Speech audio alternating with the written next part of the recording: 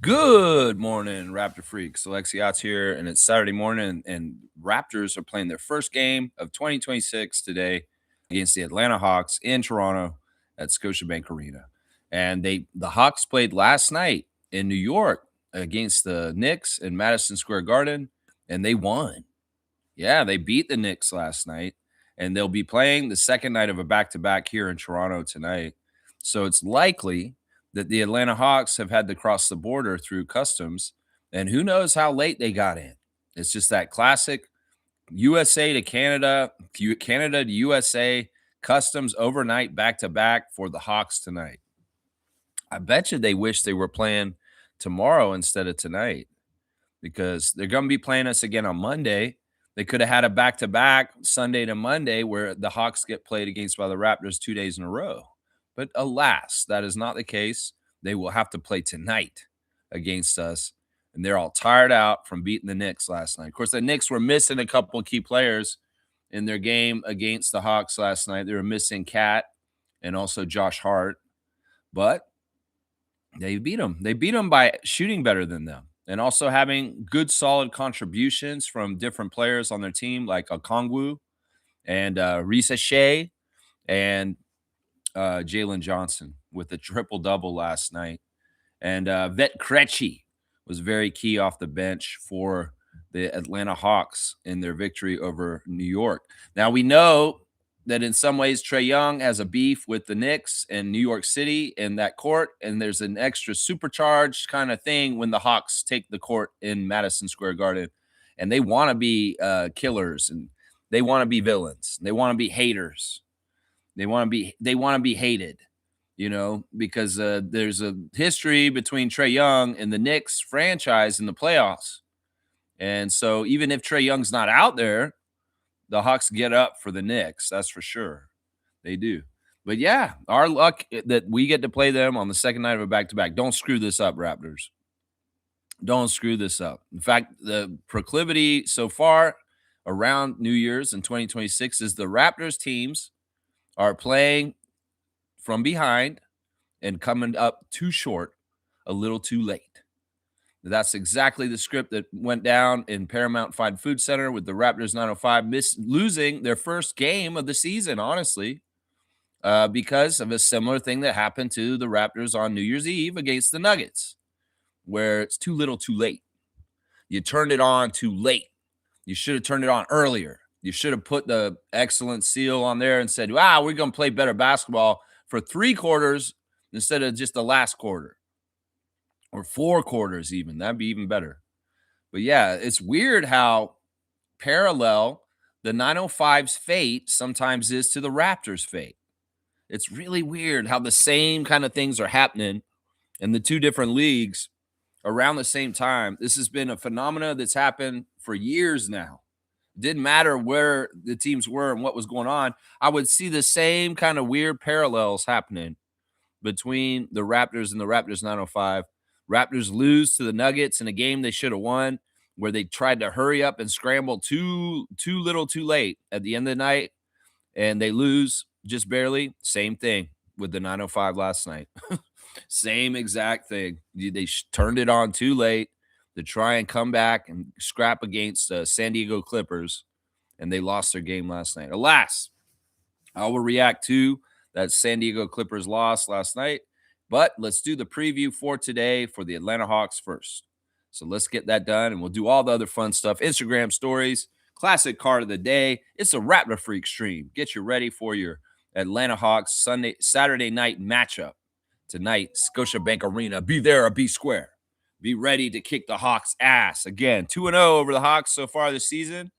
We beat them on the opening night of the season in Atlanta, and then we beat them in the in-season tournament. In an in-season tournament game in Atlanta.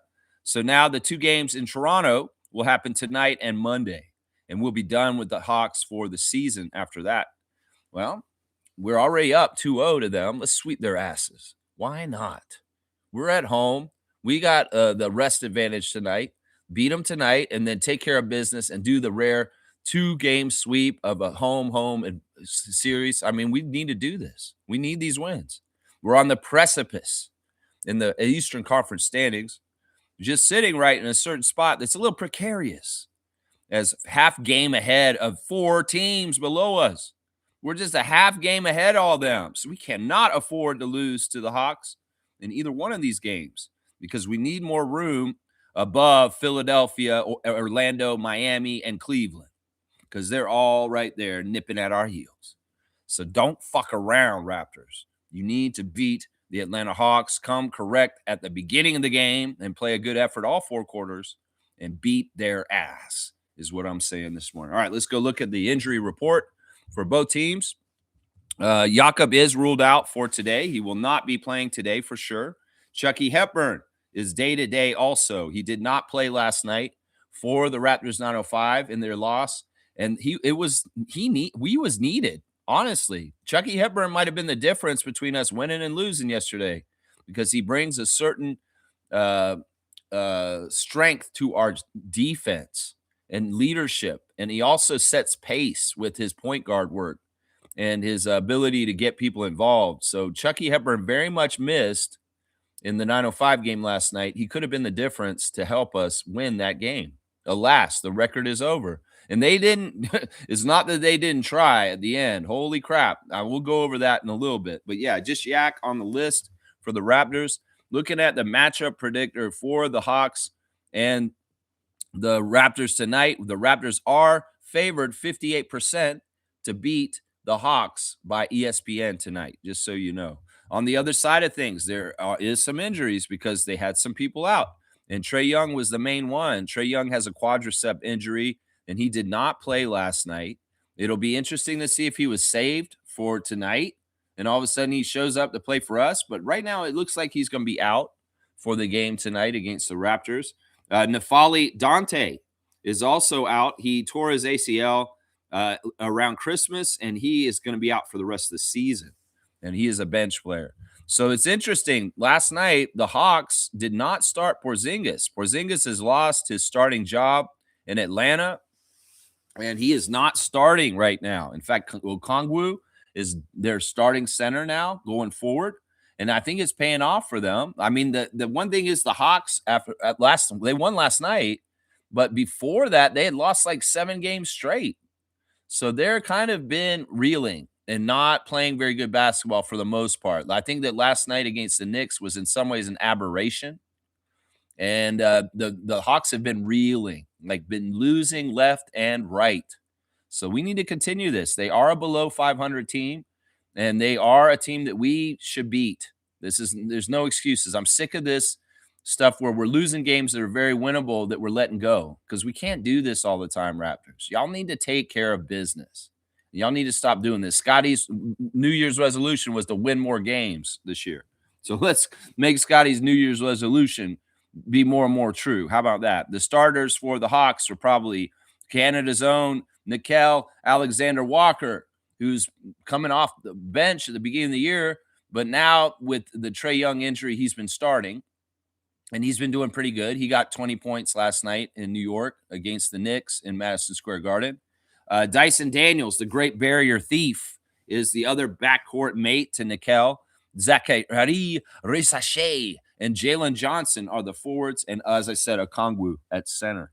Yeah, it's interesting that Kristaps got demoted, and he comes off the bench now. Luke Kennard is also a key player off the bench for them, along with Vit Krejci. The rookie, Asa Newell, has been playing rotation minutes recently, so it could very well be that we see Asa in this game. He didn't play in the first 2 games against us. We barely saw Asa Newell so far this season as an opponent. So we'll have to see what Asa Newell looks like coming out for the Hawks tonight. Kristaps, backup center. Keaton Wallace is also on the bench for them. Muhammad Gay is also on their bench. Let's see, who else? Ray J. Dennis is on their team. Canadian Caleb Houston, who used to be on Orlando, is on the bench for the Hawks, also out of Mississauga. And Malik Williams, former Raptor Malik Williams, is one of their backup centers also. So that's the Hawks. That's who we're looking at for today as far as their teams. Porzingis off the bench. And as I said, they won their last 2 games. They beat Minnesota and New York. But before that, they had lost 7 games straight. lost most of the month of December, guys. Most of the month of December. They've been reeling, and not totally the best team recently. So there you go. There's your latest lineup news. I'm not sure about Trae Young. I'm pretty sure he's going to be out. All right, let's go look at the refs for the game today and see how our ref crew is. First of all, in the replay center today will be Ashley Moyer-Gleish, Danica Barudi, and Sean Corbin manning Secaucus. And that room matters, obviously, because of last second decisions to not count baskets. All right. Our crew chief today is Star Wars lover Carl Lane. We love to hear that name. As far as our referee, Carl Lane, number 77. That's the year that Star Wars came out, 1977. He's in his 15th year out of Little Rock, Arkansas. His favorite TV show is Game of Thrones. He likes Star Wars movies. He listens to Jay-Z. He likes to read Star Wars books. His favorite meal is Mexican. His favorite app is Candy Crush. He'd most like to visit Rome, Italy. He'd like to see the 7 wonders of the world, and his hidden talent is home repair. Carl Lane's officiating experience includes 4 seasons in the NBA G League and 9 years each at the collegiate Gulf South and Southwestern athletic conferences and high school levels. So Carl's worked most levels of what you can work as a referee. And, well, he's the best ref today by far. We've won both the games that he has refereed this season already for the Raptors. We win 56% of our games when Carl Lane is present, and the Hawks win 53%. So 56-53 for the Raptors with crew chief Carl Lane. He's cool. I like Carl Lane. Second ref, not as cool. John Butler, number 30, his 7th season out of Biloxi, Mississippi. His favorite TV show is Chappelle's Show. He likes the movie Do the Right Thing. That's a good movie. His favorite musician is Jay-Z. So the common thread so far today is Jay-Z, guys. The refs like Jay-Z. His favorite book is Chop Wood, Carry Water. His favorite meal is red beans and rice. His favorite app is the Bible. And he most like to visit Africa. John Butler was at NBA All-Star 2024 in Indianapolis. He worked the Rising Stars competition and All-Star Saturday night events. So he's working the dunk competition and the three-point shootout. Yeah, John Butler is not the best ref for us, but he's not the worst ref today. Let's just put it that way. We did win our first game with John earlier this season, so we're 1-0 with him. So far, 3-0 with the referees. Our record overall throughout the history of John Butler is a 47% winning record, 47% games won. And meanwhile, the Hawks win 37%. So 47-37 for the Raptors with the second ref, John Butler. The last ref is problematic. It is Sayesh Mehta, number 82, in his 6th season out of Baltimore, Maryland. His favorite TV show is The Office. His favorite movie is Slumdog Millionaire. He rocks out to Bob Seger. His favorite book is The Alchemist, which is a good book. His favorite meal is butter chicken with garlic naan. His favorite app is Spotify. He most like to visit Morocco. His bucket list is to play golf at Pebble Beach, and his hidden talent is badminton. Sayesh Mehta has officiated 5 seasons in the NBA G League, working in the playoffs 3 times from 2017 to 2019, and serving as a finals alternate in 2019.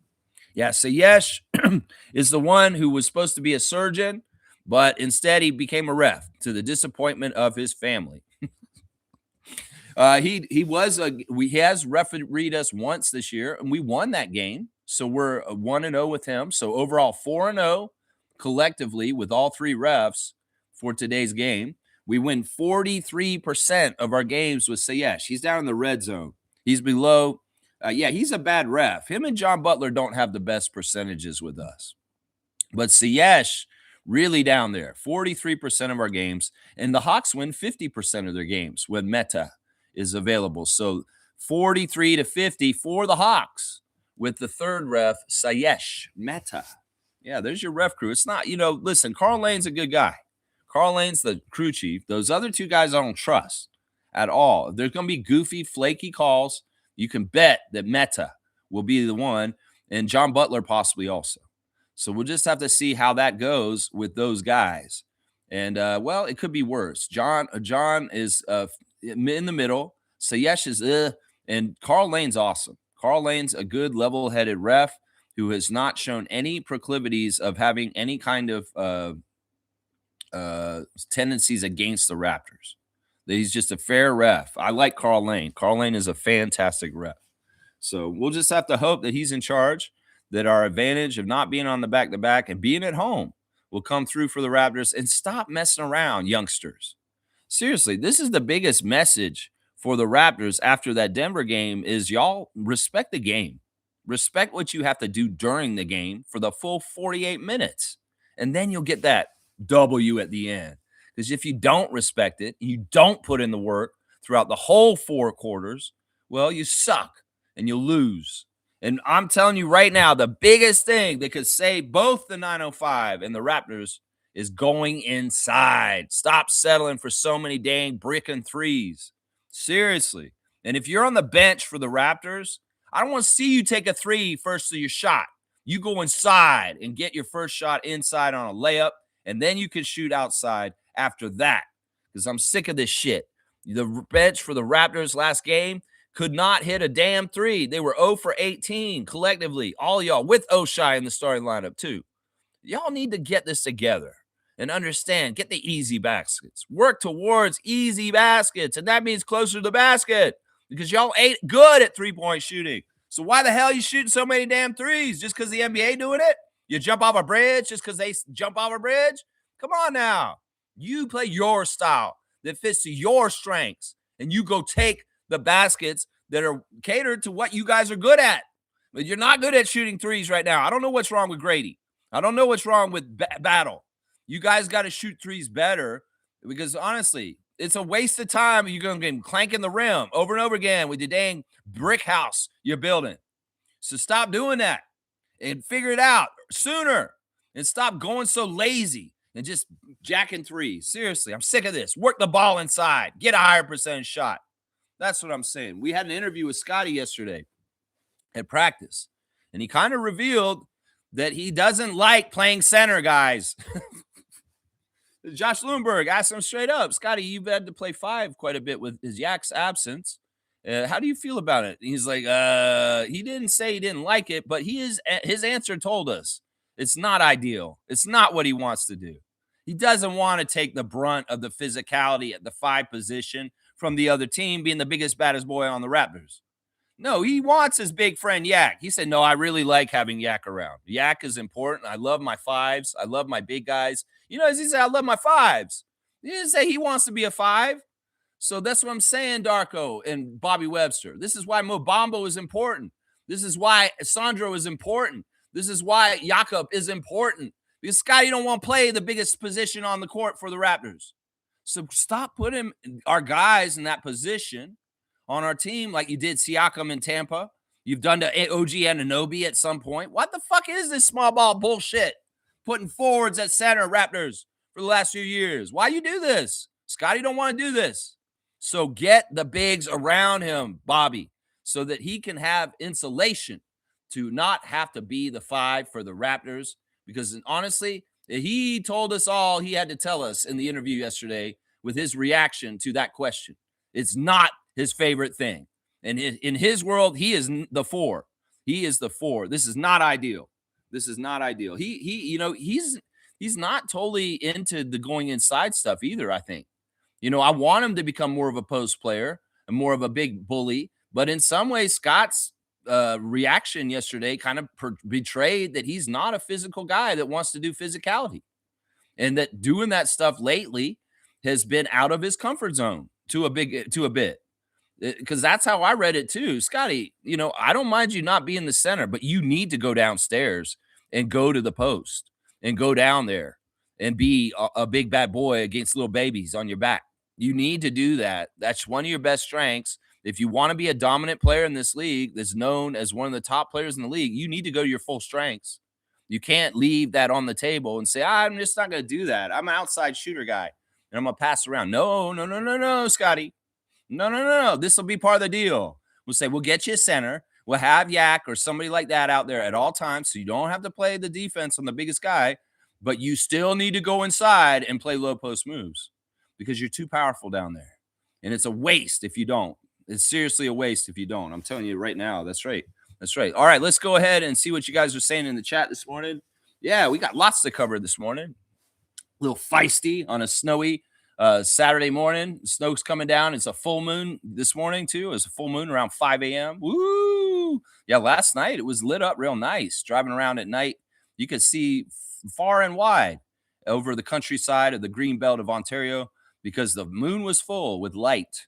And it was a very lit up night last night. It was very cool in some ways. With the snow, it really reflects. You know what I'm saying? All right, Trevor J's words of wisdom this morning. A mistake repeated more than once is a decision. A mistake repeated more than twice is a habit. A mistake repeated more than 3 times is a character. It's interesting. Mistakes are interesting. Some people perceive things that people do from the outside as mistakes, but they don't know the inner truth about what is going on with that person and why they would do something the same over and over again. It's real easy to judge that if you don't know all the details. And just like with the Raptors not playing Mo Bamba, if you don't know all the details, then don't judge it exactly. And it may be that these things aren't mistakes. It's maybe that they have to be in this situation because there's no choice. It could be that there's all kinds of different ways of looking at this. I mean, seriously, who's to say what is a mistake and what isn't? That's a philosophical thing. Some people may look at a lot of different judgments that people do in their lives, whether it's their traits, their behaviors, their schedule, what they like to do, and say, man, that's a mistake. What are you doing? You're wasting your life. You're wasting your time. Some people would say, no, I'm not. I'm doing what I want to do. And in some ways, I'm living the life I want to lead. And my mistakes may not be mistakes to you, and your mistakes that you think are mistakes, I don't think are mistakes myself. So we got to remember perception and judgment of what is a mistake may be very different to different individuals. And, in some ways, judging people is just wrong in general. So you got to judge somebody who's like, oh, that's your character because you made mistakes. I don't know.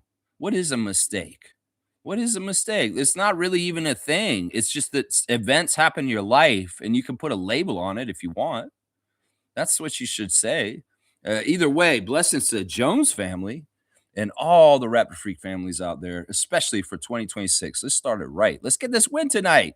905 didn't get their first win of the year, and I don't like that sign. We had a very cocky San Diego Clippers fans in there in the chat talking trash to us, like they're badass or something.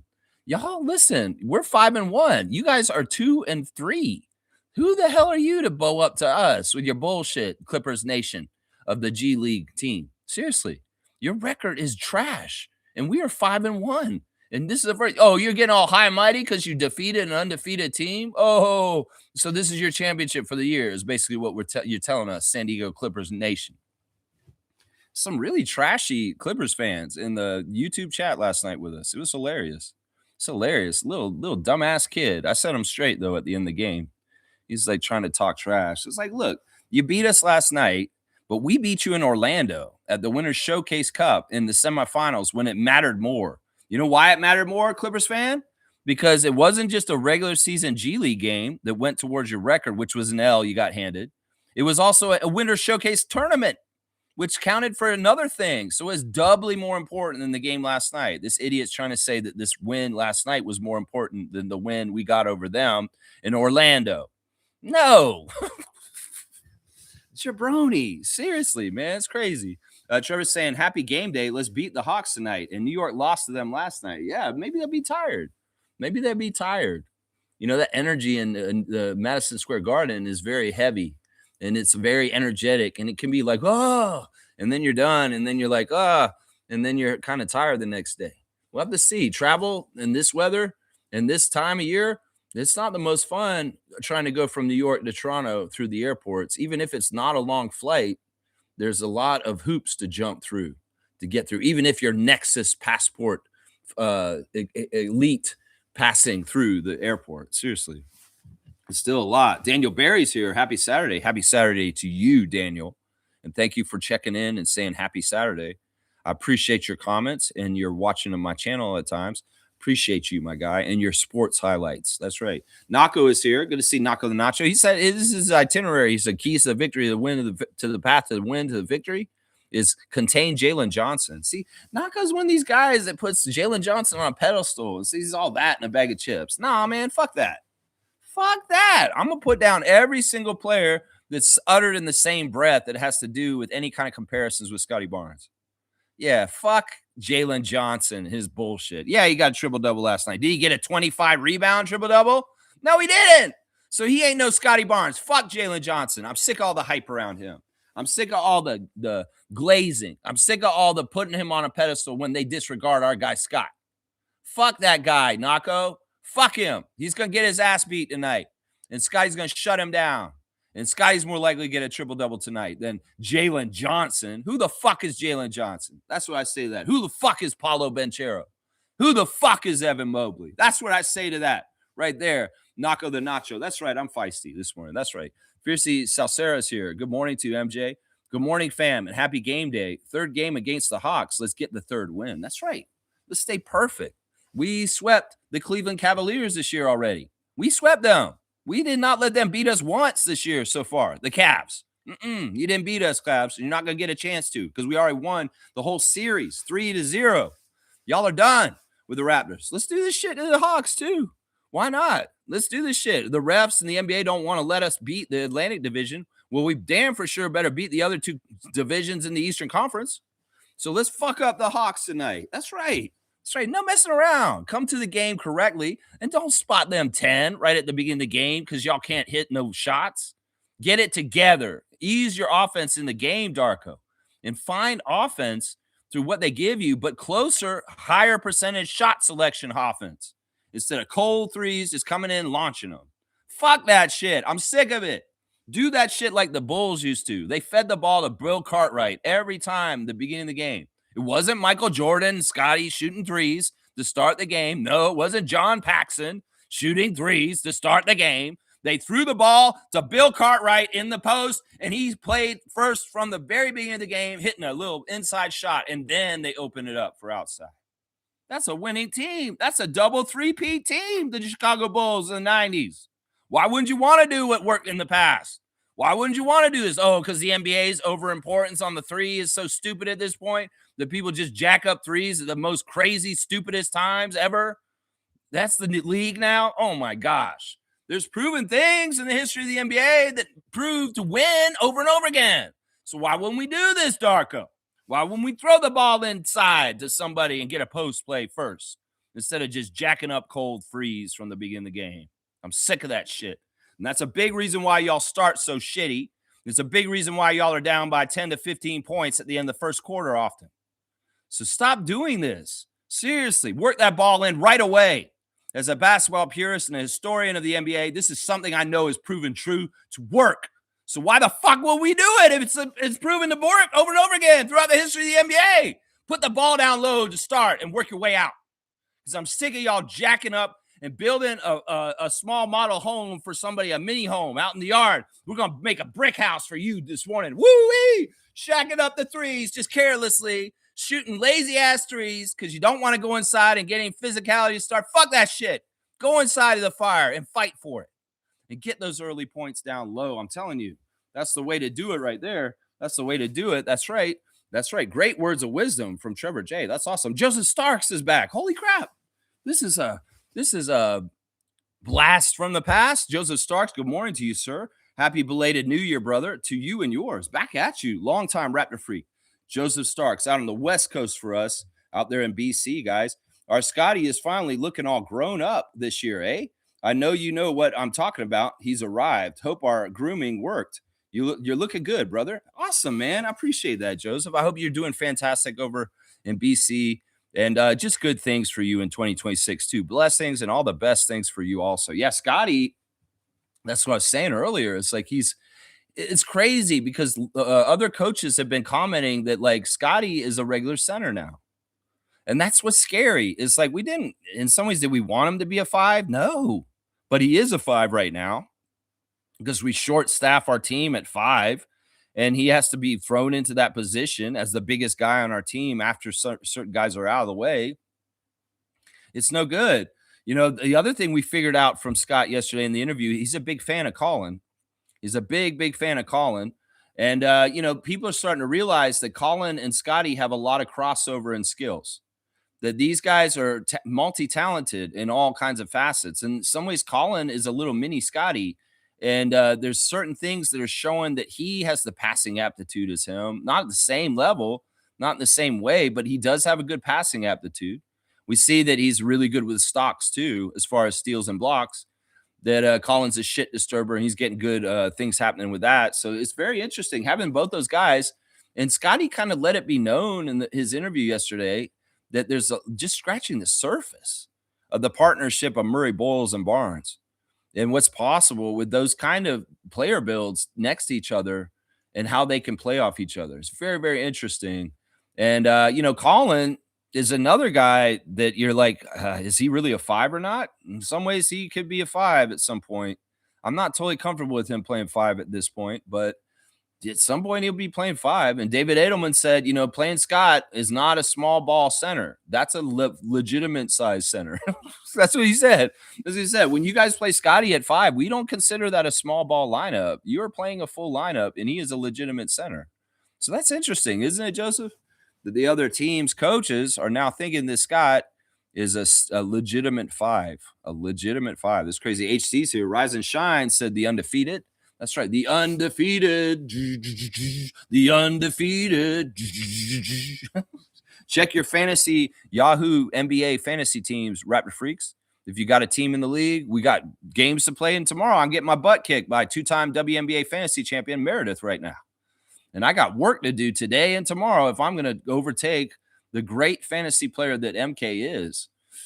Yeah, I don't know if I'm going to catch him. I don't know if I'm catching him. AC, you doing all right without Nicola? You doing all right? Nicola's out now, and you got your star player is out, man. Joseph Starks is saying your consistency and dedication is inspirational. Kudos to you. Great work. I appreciate you. Go Raps. I appreciate that, Joseph Starks. That's right, man. I appreciate that. I mean, yeah, the grind is real, and I do understand it, Norman. Yeah, in some ways, I'm on my own grind. And some people say, why are you doing this? I mean, like, why not? Because I love the Raptors. I have a true passion, and I love talking about them, and I get that outlet every day. And that's the best thing about it right there. I want that outlet to talk about the Raptors, and it doesn't matter if I live in a cabin and secluded in the woods. I'm still going to be talking Raptors with the Raptor Freaks, and that's what matters right there. That's right. Fiercely saying, don't forget, y'all, to vote for Scotty and Brandon in the All-Star. That's right. That's right. Help them out. As I said, in some ways, to me, it's futile. It doesn't matter. You guys can do it for symbolism if you want to. You really want to, but it's not going to matter because these guys aren't going to get voted in the starting lineup. It's just how it is. There's only 5 spots in the East that will get voted in by the fans, and it's going to be people like, I don't know, who's it going to be? Kate Cunningham, maybe? I don't know. Jalen Brunson. It'll be these kind of stars and people at the top of the league. But we will get our all-stars, guys. The coaches will take care of us. The fans will not, because of the bias that's put into the NBA against Canada and Toronto. The fans will not. We don't get exposed. We don't get shown. We don't get covered. They don't talk about us down there. So in some ways, that's part of the reason why. But the coaches, they make the schemes for the teams they have to play, and they know the headaches that Brandon Ingram and Scotty Barnes are, and they will respect that. So I really think we'll get both of them in, but the coaches will be the ones putting them in. If we don't get both of them in, well, we'll get one of them in for sure. And it should be Scotty. Brandon's great, but also Brandon may need a year of showing that he's healthy, that he's back at an all-star level, and then the respect will come back around to him next year. That could happen. But Scotty, his body work is leading into this year is solid. So he's definitely an all-star. And the coaches will put him in. I have confidence in this. As much as I have confidence that the fans are not going to vote our Raptors in, and that voting for them in some ways is great and symbolic, and you should do it. But it's futile, in my opinion. The coaches will take care of Scott. As far as that, I know for sure the coaches will take care of Scott's guys. I know it. Yeah, the idiot who asked Scotty the all-star question is shaking my head. Yeah, I don't even remember that. Maybe I blocked that out. Eric Kareen at one point had a little moment with Scotty in the interview yesterday. He said, you could just tell me that's a stupid question. And he's like, yeah, I wish Scotty had. That's a stupid question, Eric. And honestly, I want to say that about most of the questions you asked me over the last 5 years. That was kind of a funny moment. It kind of endeared me to Eric Kareen because Eric asked him the question and Scotty's just like looking at him like, what the fuck is wrong with you? And like all this stuff. And he's like, if you want to tell me that's a stupid question, go ahead. I love it. Yeah. Tell Eric Kareen his questions are stupid from now on, Scotty. He's giving you that opportunity now. You're allowed to do that. He just gave you the rights to do that. So I think you should. I think you should every once in a while. Just say, hey, Eric, guess what? Your question's stupid. Yeah, okay. You told me I could say that. It's so good. It's so good, man. Nameless is saying this: snowfall on a full moon is absolutely fantastic. When one of my favorite times to puff. Nameless is he's out there in the middle of the night with the moon and the snow, puffing. That's right. Well, it made night driving easier because you could see for miles and miles. The Who. That's right. I can see for miles and miles, kilometers and kilometers and kilometers. Yeah, I mean, driving through the Greenbelt like last night, it was awesome because you see so far with the moonlight. It's not like dark. It's like you can see the farmlands glowing with the white snow bouncing the moonlight off of it. I mean, wow, doesn't that sound picturesque? Doesn't that sound like a beautiful painting that somebody could paint? Oh, look at how the moon is on the hill and the farmland. Very cool. Very, very cool. That's right. Puff. Smoke them if you got them. That's right. Mr. Quasimodo's in the house. Good to see him this morning. He who hath not sinned. He who hath not sinned. Sinned. He who had not sinned. Yes. Nameless is saying, or in a rainstorm, zone out with un cafe. Un cafe? I thought you were my Italian teacher. You giving me some French this morning too? Yeah. Lex, there's a few more people in this world. You should straighten out, goddammit. Okay. I don't even know what I'm talking about there in some ways. There. Mr. Quasimodo is saying, to dude above, speak for yourself. That's right. I mean, it's different.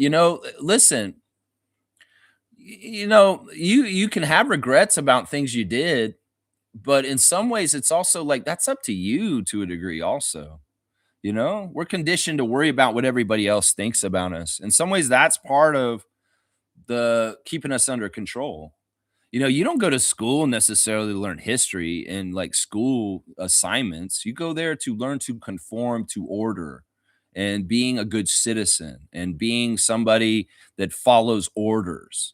In some ways, that's a lot of all this stuff is conditioning you to be a good citizen. And in some ways, we should be good citizens. We shouldn't be harming other life. We shouldn't be harming each other. We shouldn't be harming the world. We should be trying to do right things. But in some ways, it's like morals are so jacked up because there's so many people that are grandstanding and being holier than thou, like Mr. Quasimodo is saying, that absolutely in their own lives privately are absolutely deplorable. Especially like in organized churches. There's a lot of people they're scandalous in their real life. And on the front, what they show the world is like a holier than thou kind of like, if you're like this and this, you got to be like this. It's absolutely crazy. And there's certain people in power in the United States that tell on themselves for their own crimes and sins by blaming other people, Joe Biden, over and over again for different things. Every time somebody says Joe Biden did something, they're telling that they did that. The Biden crime family, the Biden crime family. No, there's a different family that's a crime family. And it's like the old adage of saying one finger pointing, four fingers pointing back is what's going on here. So listen, whenever you hear that guy talk, and if he says anything about Biden, just insert his own name as he's talking, and he's telling on himself. Because his offense is a good defense, is an offense of going and blaming and accusing his opponents and his enemies of what he's doing criminally wrong. That's what he does. That's his trick, is that I'm going to go ahead and blame. He may not even have anything to do with it, Joe Biden. And you say, yeah, Joe Biden's a pedophile. He went to Epstein's Island. He went to Epstein's Island. There's no evidence of this, so he inserts Bill Clinton here. He's killing himself when he puts such a front pushing out against other people, his enemies, on things. He's doing the things that he's accusing the other people. That's right. All right, a little aside there. A little aside right there. That's right. Fiercely saying this: Jaylen Brown's salty because SGA and Brunson won Player of the Month.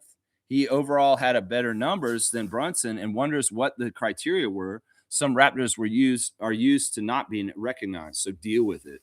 Well, in this case, it's like, look, if Jalen Brunson's mad because if Jaylen Brown is mad that Jalen Brunson got Player of the Month, and that he's feeling like, oh, the New York favoritism from him being a Celtic, that's pretty interesting to me. That's pretty interesting to me because, both teams have been in the league the whole time and both of them are prestigious Golden Boy teams. But I guess this is kind of a telling thing that the hierarchy of the New York is over the Boston in the eyes of the league. Woo, interesting. Interesting. Yeah, suck it up, Jaylen Brown. That's what we got to say right here. Jimmy Pope is in the house. The Pope of positivity. Not going to doom and gloom, but we need to be better as a team to game plan, especially against a team without like 5 starters. We should have won that Denver game, but let's get this dub today. Yeah, we've lost opportunities that we shouldn't have lost. Our record's 20-15. They could be way, way better because there's been at least 4 or 5 games this year that we fumbled that absolutely could have been easy wins, but we didn't get them. Games against Washington, games against Brooklyn, game against Denver without 4 of their starters. Sure, this is all true, Jimmy. And that's why, in some ways, the Raptors are very promising because they're fumbling games that absolutely they could have won and should have won, but they're still got a really good record. So I want to see them start to take care of this stuff. This is all symbolic of a young core that is not totally valuing what it takes to win in the NBA and knowing what they need to do. And in some ways, they're very talented. So they think in their audacity that they can come back and win it at the end of the game. Well, that's the wrong mindset. They need to take care of things as they go and do a better job so that they don't have to do so much crazy shit at the end of the game and be relying on a crazy last second 3 from Brandon Ingram. So these are, it's really, we got to remember, this is a young core. We're rebuilding. And these youngsters do not have the lessons that Fred, OG, and Pascal had. They have to learn them again. And that's why we can't just say, oh, the Raptors, why are they fumbling games that they should have won? This is something we went through with the other cores before, too. And then at a certain point, they get more to the level of DeRozan and Lowry around 2017, 2018. They're not fumbling any of the bad games. It's just a logical progression of a young core with young players that in some ways they're knuckleheads and they don't totally understand what it takes to consistently win and really respect and take care of things to get the W night in, night out. They could be above and beyond and go crazy talent-wise and beat teams they have no business beating, and then they could slack and think that they can come back and win at the end of the game just at the last minute against a bad team and just do it. And they have done that. They've been successful doing that. So there's a lot to like about it. It's the growing pains of immaturity and not understanding how much you have to be a certain level of excellence for the whole 48. And instead of waiting till the last quarter to take over and try and win the game at that point, it's like, do it earlier. Do it earlier. Why are you waiting so late? Seriously, that's the way I look at it right there. Yeah. That's what I look at it right there. It's really, we've got to understand that. It's like when Siakam and Anunoby and Fred left, a lot of our wisdom that was gleaned and built up since the championship through the Tampa and all that bad years, the pandemic, that was lost. That stuff had to be regained and relearned again with the new cast of characters on our team. And that's a big part of it right there. That's a big, big part of it right there. Joseph Stark saying, other teams and so-called experts always get the details of our team wrong. Let them think he's a 5. Once we get true athletic center and bye quickly, we'll be contenders. Yeah, I'm not on this anti-quickly train. And I hate that people are jumping on him so quickly. In some ways, Quickly is a great player, and we're happy to have him. I am. I think that his talent is very good. I think that he's a streaky guy, so that's going to be hard for Raptors Nation to ride the roller coaster with him. But his talent is supreme in certain ways, and as he gets a little bit more reined in and consistent, he's going to be so good for us. It's just that people are short-sighted and they want to throw out the trash every day like they do at home. Well, this is the NBA, and we don't do this with investments.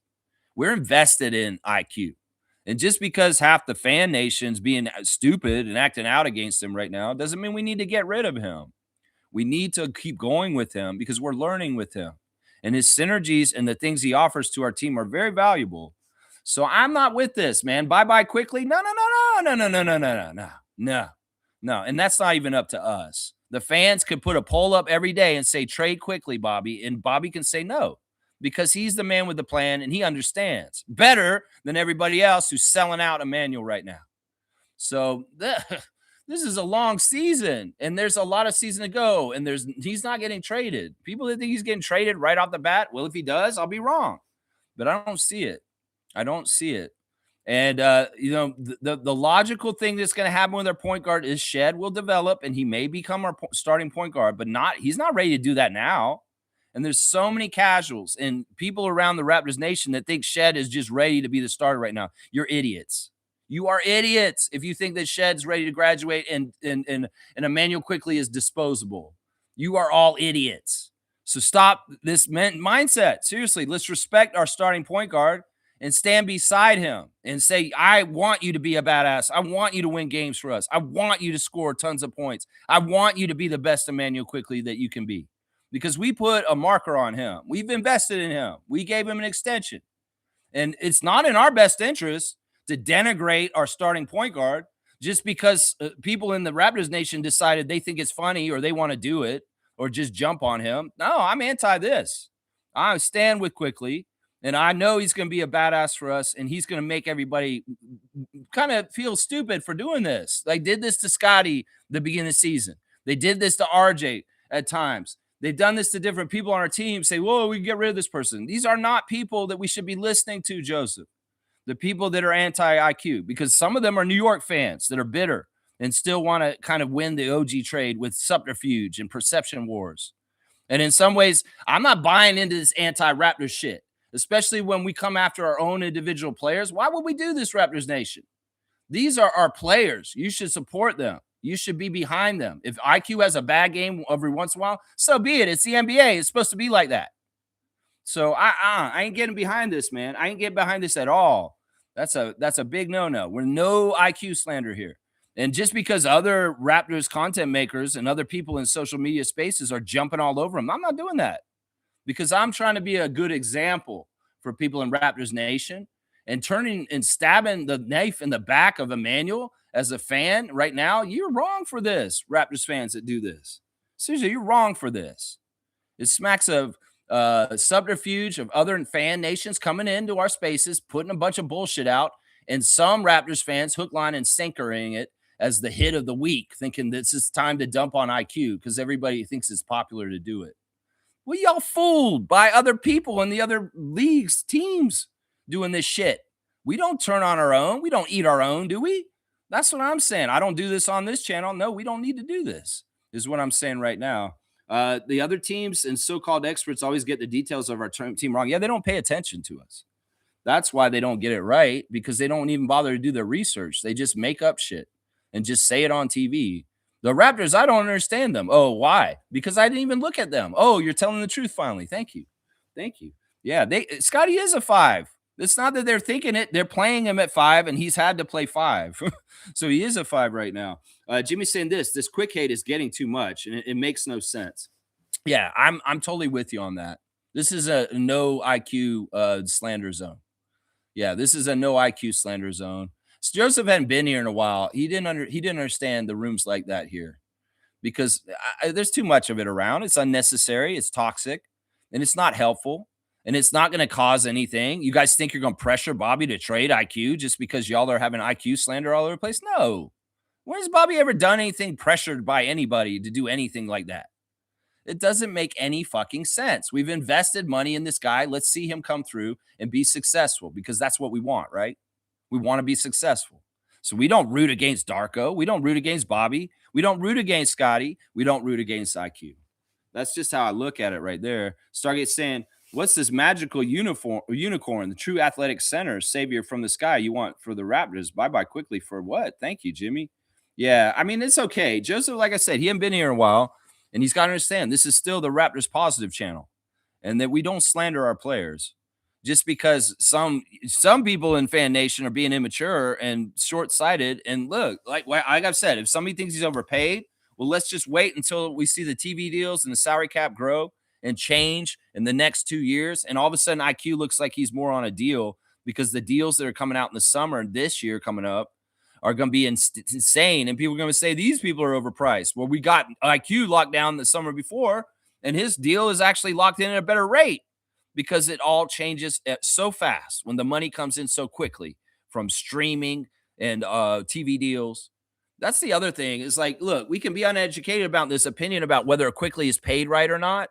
Just understand that the money changes quickly, like his name, and that he's going to look more and more like a deal in the next 2 years. Watch, mark my words. Mark my words. It's going to be awesome, man. That's right. That's right. Jimmy saying career year in pretty much all stats and helping us to be a top 4 seed. Yeah, I mean, this is the thing. They can slander him in perception in all kinds of weird ways. It is crazy, man.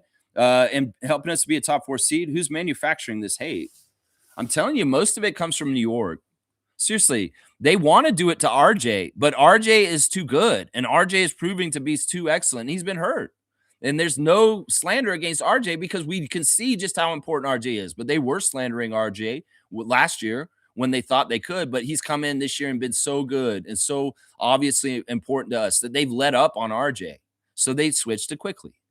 So, Raptors fans, if you want to be pawns of other fan nations and social media deviants and trolls and catfishes and fake bot accounts, you go ahead and follow the line of those people and get behind their stupid shit. You go ahead. Just understand you're being duped. Seriously. And if you're a real one, you stand with your team, you support your guys, and you don't throw Emmanuel under the bus. Seriously. Seriously, that's a big part of it right there. Career year. See, he's saying he has a career year going on right now. And some people say, what? He sucks. You know, honestly, his stats are pretty good if you actually look at them. His stats are pretty good. It's just that we have short memories and we see a 1 for 12 game, and all of a sudden we're like, oh, he sucks. But then, oh, did you remember the game against Warriors on Sunday that we went to overtime and Emmanuel hit like clutch threes in the fourth quarter to make us go to overtime and even have us give a chance to beat Steph Curry and the Warriors at home on Sunday? I mean, people don't remember that, but they want to remember all these other games, like the game where he got benched against Orlando and everybody's celebrating. Like, what is that? Like, what is that crap? You know, Darko's going to figure out who's the best people to play at the end of the game. It's not always going to be Emmanuel. It's not always going to be Shed either. So it's like, I mean, seriously, I think that there's a lot of outside influence and people don't even realize they're being manipulated this way. Now, apply this to politics, apply this to Canadian politics with the US, and just realize that a lot of the media here is owned by the US and they're trying to shape Canadian minds. So stay strong, true north, strong and free. Don't sell out your country from getting the bad information from American media sources. So why would we do this in basketball with our team? Why would we do this? That's what I'm saying right now. That's what I'm saying right there. That's it. That's it right there. Let's see. Trevor saying, did you hear what Lance Jr. and Lonzo Ball said about Ingram? Yeah. Thank you, Trevor, for sharing this clip. It was some sort of podcast, and the former Pelicans teammates of Brandon Ingram very much lauding Brandon Ingram. It was Larry Nance Jr. You said Lance Jr., but it's Larry Nance Jr. The son of Phoenix Sun and Cleveland Cavalier dunk champion Larry Nance and Lonzo Ball. And they were basically saying that one of the most unstoppable players in the league is Brandon. That they've seen him in practice, and they say when he's in his groove and he's in the zone, nobody can stop him. Nobody can stop Brandon Ingram. And that's interesting to hear from these guys. Of course, they were on a team with him in New Orleans, and they saw him very up close in practice. So, yeah, very nice words from his former teammates about how unstoppable he is in his offensive skill set. That's basically the point of what they were saying. That's right. Leonardo's here. Good to see Raptor Freak Leonardo. Go Raptors. I'm on that. Shaq Lindsay saying, what's your opinion about Cam Thomas? Thank you for supporting the channel. Shaq Lindsay, once again, member of the channel. Cam Thomas is a player that was hurt most of this year so far. We did not see him against the Nets. when we were playing them because he was out during that time. I heard he just came back recently and he dropped like a 30 piece in his first game back or something like that. You know, what I think of Cam Thomas is he's another one of these really good scorers. Like he gets in that category like JFL, where he's just a really good baller and a really good scorer, but his total game is flat otherwise. Like the dude can score like crazy. He's a great scorer. You know, we've had players like this come through 905. You know, Kennedy Chandler, JFL, Jarkel Joyner is that kind of player too. You know, Lou Williams. You know, these guys that are just ballers, they're hoopers, and they can make a lot of points happen, but their game is not very good otherwise. And that's who Cam Thomas is. He can get you points, but is he going to get you rebounds? Is he going to get you assists? He's going to get you any defense?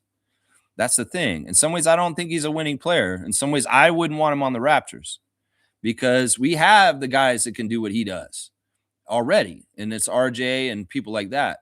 And in some ways, having Cam Thomas is not worth the price he's paid. And he's a one-dimensional player in my eyes.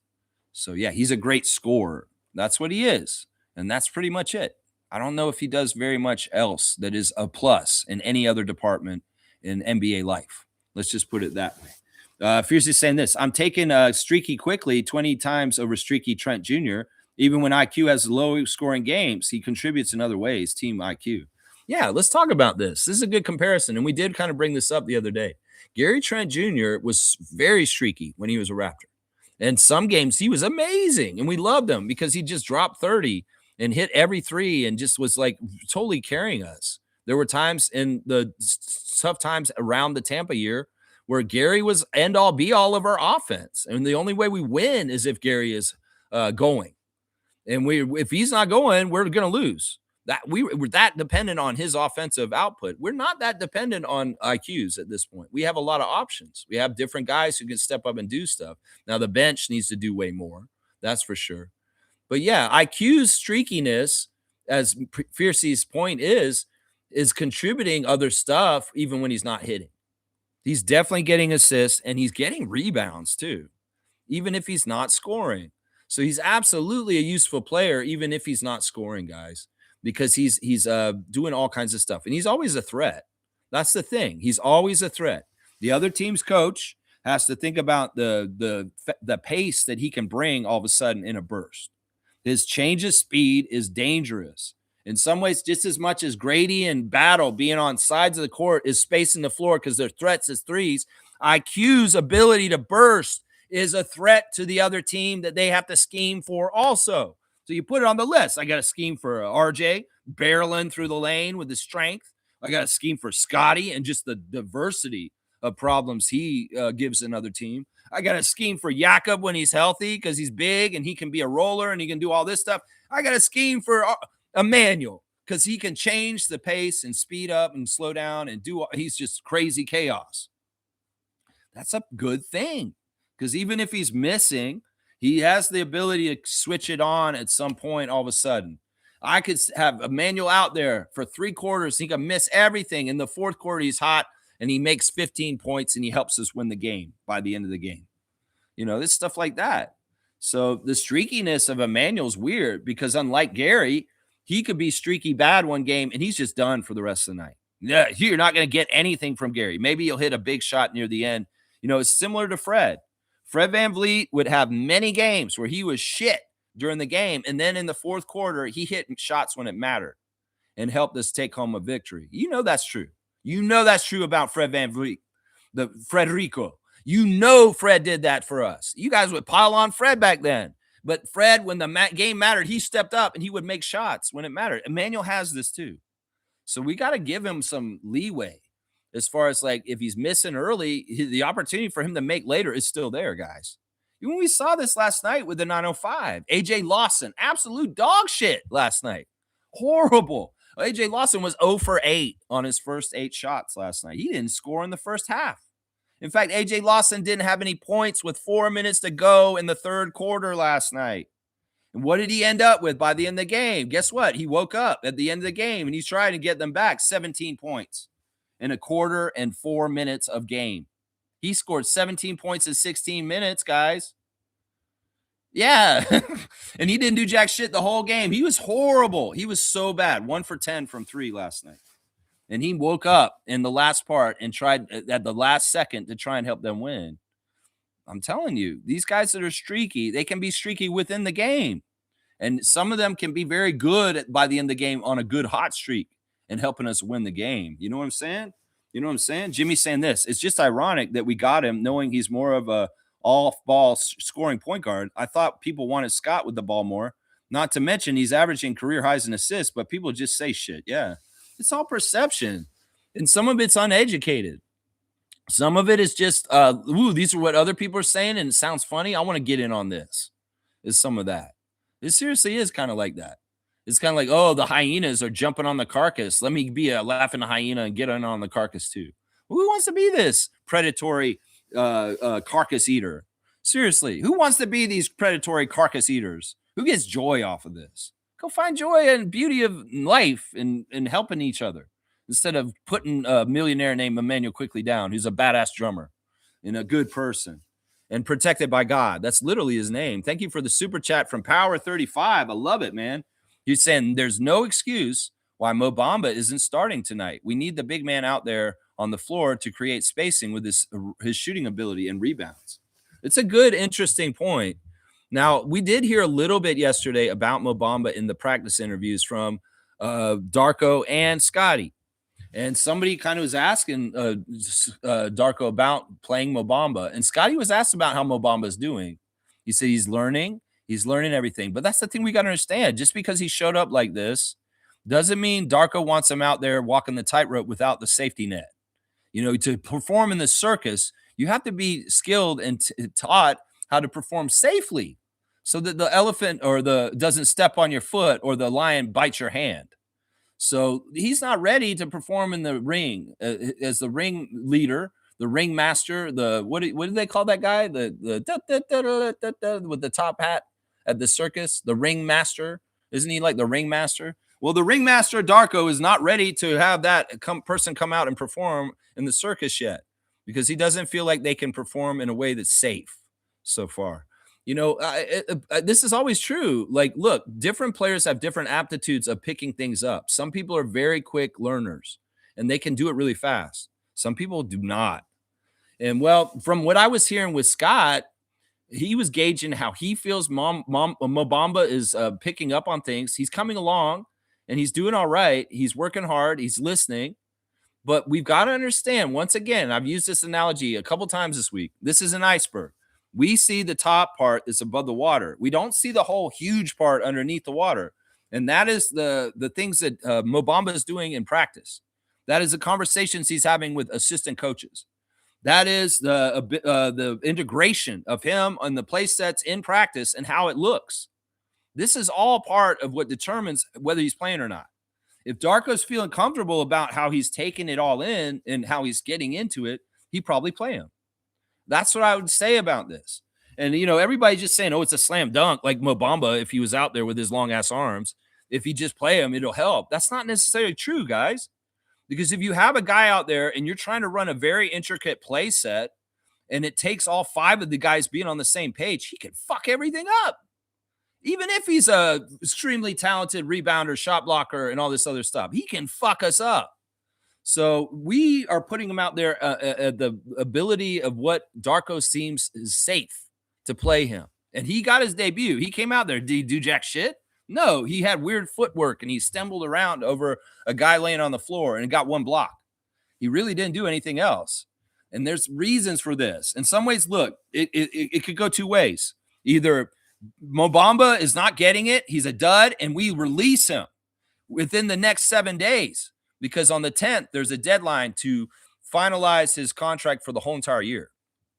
But he's on a tryout. And so basically this time right now is talking to him, integrating him, seeing if it's taking, seeing if it's a good fit.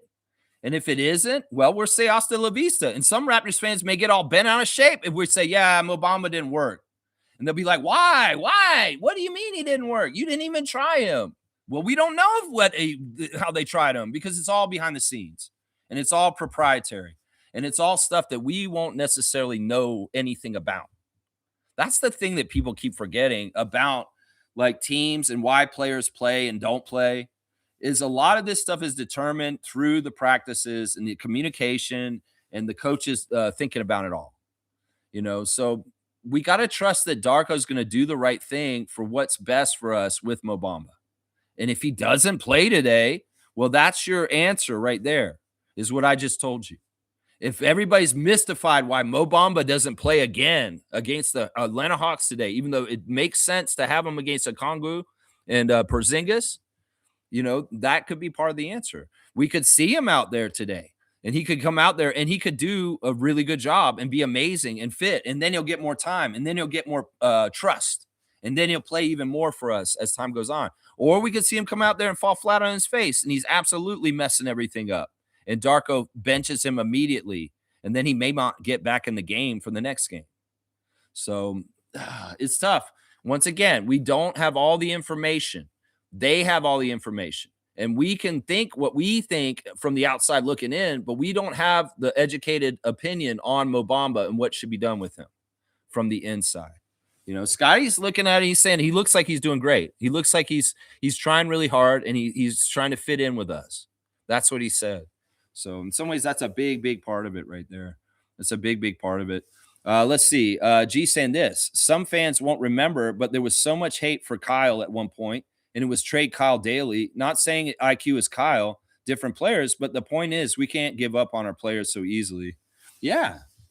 Yeah, I thought it was embarrassing how we treated Kyle Lowry after game 1 against Orlando in the championship year. I thought it was embarrassing.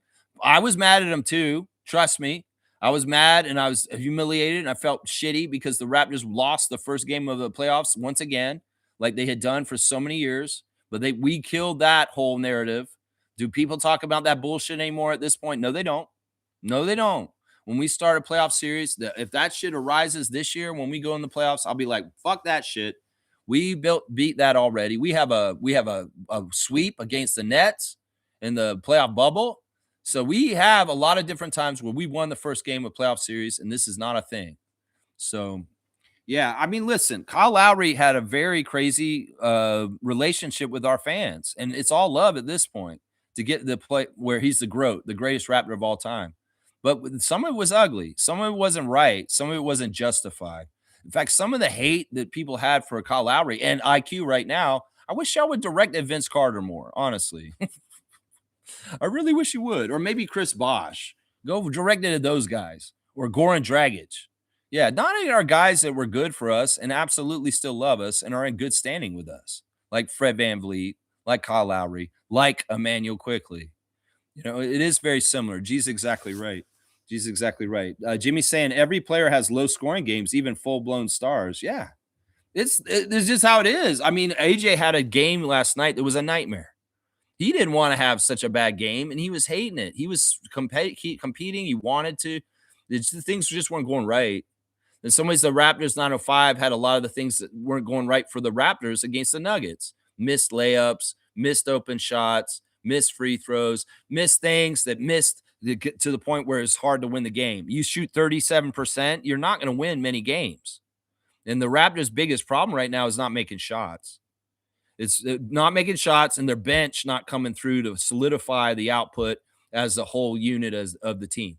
Those are the biggest problems right there. Last game, Emmanuel was great. He was one of the 3 guys that actually scored, on the game. He got like 20-something points, and everybody's dumping on him right now. He actually came and showed up for the Nuggets game and helped us, and everybody's dumping on him. It's crazy, man. Shaq Lindsay saying, I know he gets a bad rep. People say he's selfish and that he has a bad attitude, but maybe we're misjudging him. Who are you talking about? Who has a bad rep? You mean Mo Bamba? I don't know. He seems like a very willing, humble student right now. And everything I've seen from the outside, the perception I have is that he's bought in. He really does want to make sure he sticks around with the Raptors, and he's trying to do everything the coaches are asking him to do so that he can. That's the energy I'm getting from Mo Bamba right now. So we'll just have to see. I don't know if you're meaning the right person, but you say, when you say he, I don't know who you mean. We're jumping so much. Excuse me. Good game saying IQ was so happy when Shed closed out that one game. That to me showed everything. Yeah, that's the thing. IQ's not an asshole. IQ's a team player. IQ wasn't mad that we won that game and he wasn't out there. No, he was very happy to get the win because he's a teammate and he's a team player. How often did he have to go through this in New York with Brunson?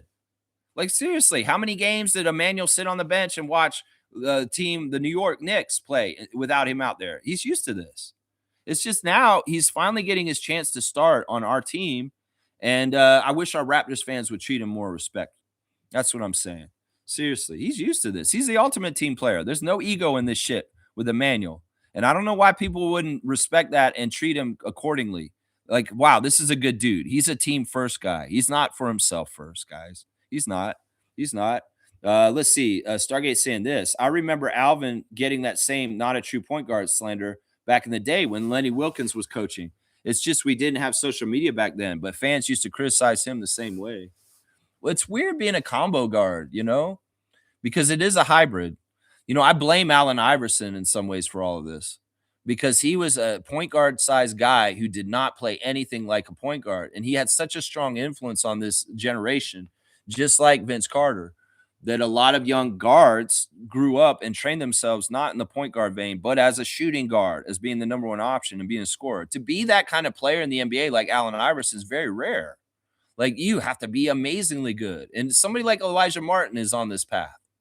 Elijah's undersized for his position. He's an excellent scorer. He's a badass. He can score a lot. And in some ways, he's going along that direction of Allen Iverson. But to be good enough to be in the NBA and that kind of build and who that is so rare. Absolutely so rare. Allen Iverson is like 1 in a million, once in a lifetime, maybe 1 of 1, never going to be done again. But all these young guys that are shorter want to be shooters and offensive players when they should have been training more to be playmakers. And that's the better route for getting your foot in the NBA door. But in some ways, the NBA doesn't want just straight up playmakers that can't score either. So there's a weird balance. You got to be a combo guard to an extent to even make the NBA. So it's like if I was a young guy and I was shorter, I would want to train as a point guard, but definitely be working on my offensive skills also. In some ways, the way IQ is actually ideal for today's NBA combo guard, is that he's more a shooting guard first, but he can play the point guard and back it up in that way too. Shed's more of a traditional point guard and not as much of a combo guard, but Shed is relied on to make threes and to score himself. I don't know. Some of this is all just labels too. But you're right. Alvin Williams at that time, he was like a 6'3", 6'4" guard, 6'5", and he was kind of in between the 1 and the 2. He could play either one. If he was out there with Muggsy, he was the 2, and Muggsy was the 1. And that was a lineup that Lenny Wilkins would put out there. So, it's just kind of how you look at it. Sometimes I just look at it as the size. The smallest guy's the 1 and the biggest guy's the 5. And it's not really about the skills they do. It's just that you have a center that shoots threes and you have a point guard that likes to rebound. It's an interesting thing. And you're right. Social media would have been way worse back then. He's saying, yeah. So Joseph Starks is saying this about Quickly.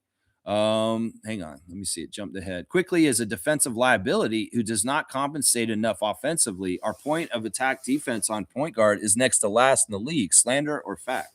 Yeah, but what's the point of doing this? What's the point of doing this? I want everybody to start treating the Raptors like their own children. Like, seriously, you going to come and sell everybody everything that's wrong with your son? Like, seriously, my son's is horrible at point of attack defense. And he's an embarrassment to me. Why would you do that to your son? And somebody's, I don't have any children myself. So I just act like the Raptors are my children. And I'm like, why are you slandering my son, IQ, Joseph Starks? Seriously, you have to bring that up? No. He's improved his defense a lot this year. Sure, he wasn't the best defender most of his career. He's more known for offense. And you're saying he doesn't add anything on offense? That's bullshit. That's absolutely bullshit. He does not compensate enough on offense. Who's making that decision? Where's the metric? Who decides, oh, he doesn't do enough on this? If Darko thought that, he wouldn't play him. So I think he's giving stuff, and you guys aren't giving him enough credit, and you're pointing at all his weaknesses. And once again, I feel like people that are coming at IQ are being manipulated by people that aren't even Raptors fans. So you can go ahead and buy their line, hook, line, and sinker. That's up to you. Listen, this man's a very useful player. He's our starting point guard. and I stand by him. And once again, I would say every Raptors fan out there, if you want to be like me on how I look at it, treat the players like your kids. Would you put them down unnecessarily, or would you be more supportive towards them?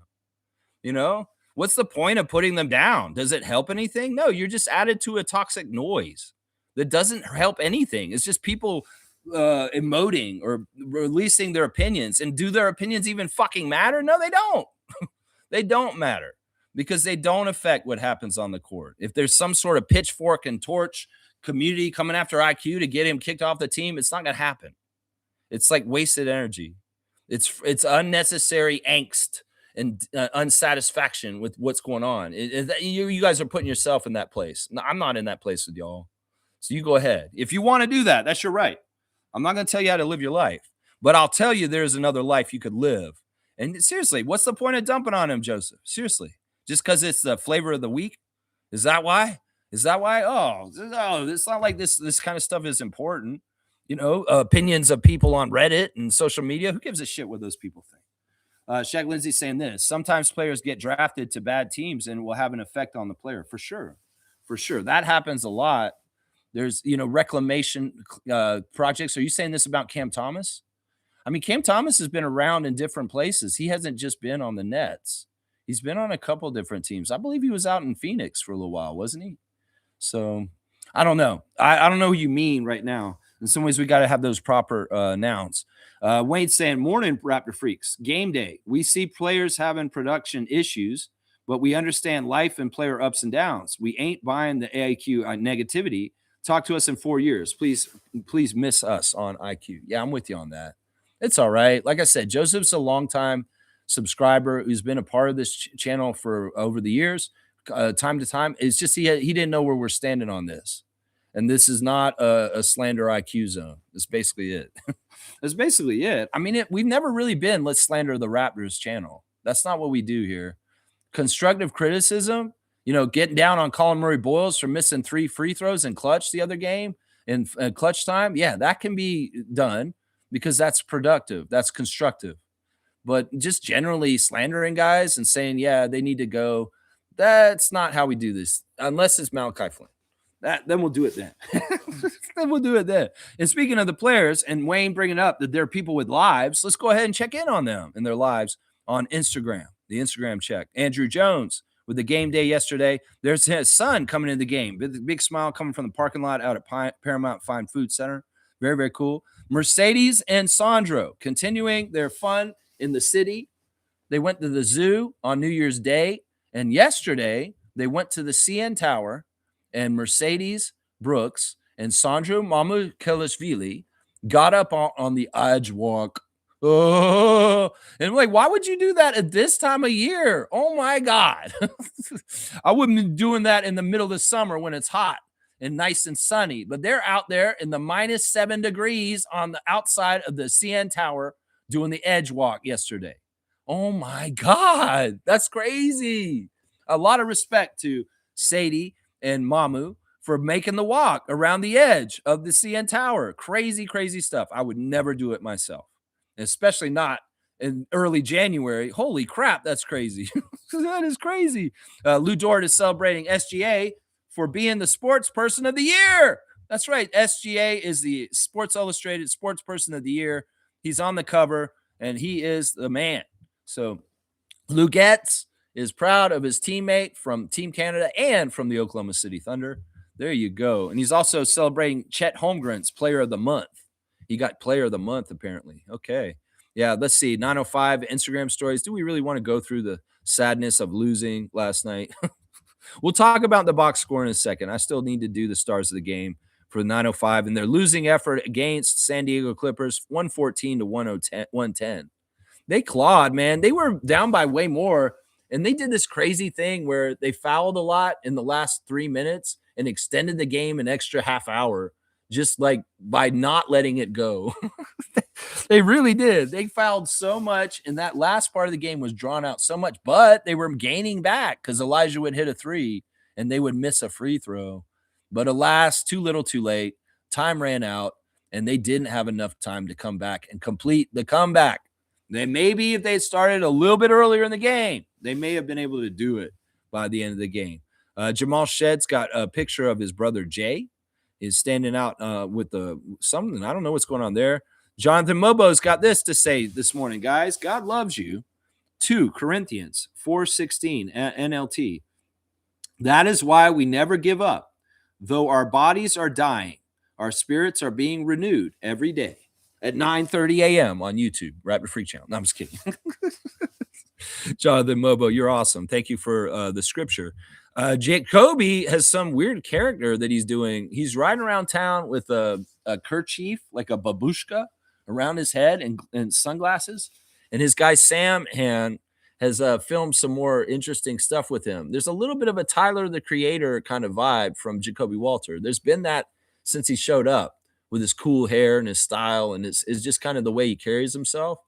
And he's gone kind of more conservative like looking with his haircut, and he's been wearing more Raptors gear, but it's like he's channeling Flip Wilson here. Seriously, Flip Wilson used to have like some gender bending characters he used to do back in the 60s and 70s, and Jacoby's out there running around with I guess he's hiding his identity in public to try and look like an old woman. I don't know what's going on there exactly. Y'all check out Jacoby's social media and you tell me what you think. You tell me what you think, man. Always reminding you guys to watch Fred VanVleet TV's new podcast, Unguarded. The 4th episode of Fred's podcast is out, and he's talking football. He's talking boxing. He's talking Kevin Durant and the fallout after his epic interview. So always check out Fred's podcast, Unguarded. And in some ways, he's a little more guarded because he's realizing everybody's listening. So as always, he is a little more guarded. He wants to know who you guys think he should be having as his next guest. I would love Fred to have Kyle Lowry on.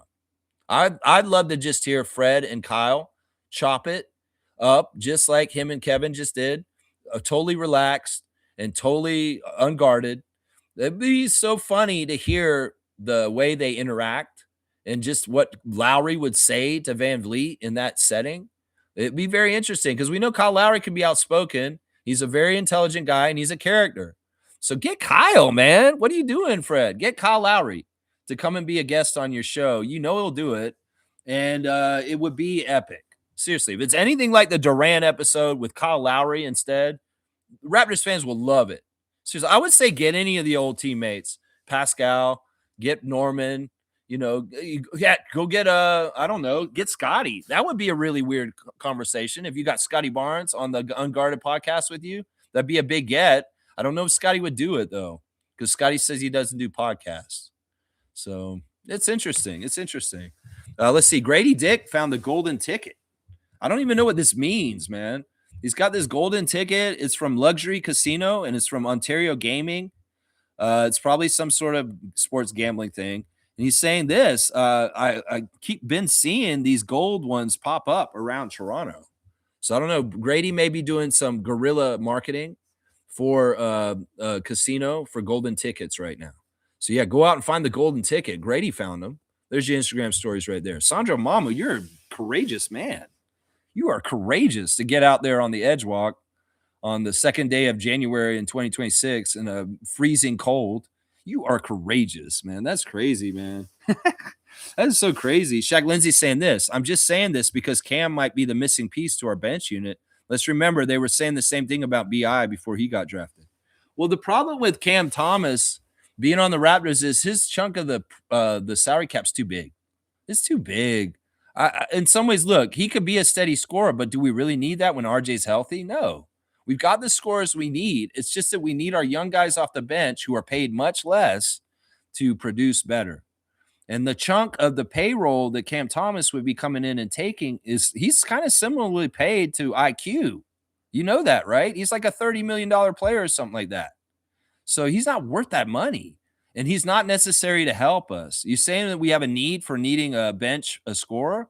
Well, we'll get things cleaned up when we're healthy, when RJ and Yak are back and people get demoted back to the bench. Part of the problem is Sandro's had to start. Collins had to start. Jacoby's had to start. And some of the scoring punch has been drawn away from the bench into the starters, and the bench has been anemic partly for it. When you put RJ back in, you got Yak back, you got the regular starters, And everybody who's supposed to be off the bench is back off the bench. Sandro Mamu's 18 is going towards the bench scoring. Jacoby Walters scoring better off the bench, hopefully. Grady Dick wakes the fuck up and starts making points. So the need for Cam Thomas that you think we need is filled by RJ coming back and absolutely being who he's supposed to be. And got to remember, Cam Thomas is not a cheap player. He's paid big bucks. He's one of the highest paid players on the Nets. And with everything that has to do with the salary cap, these are puzzle pieces that have to be managed for their size and accommodating them. And in some ways, you come and bring him here. What are we giving the other way?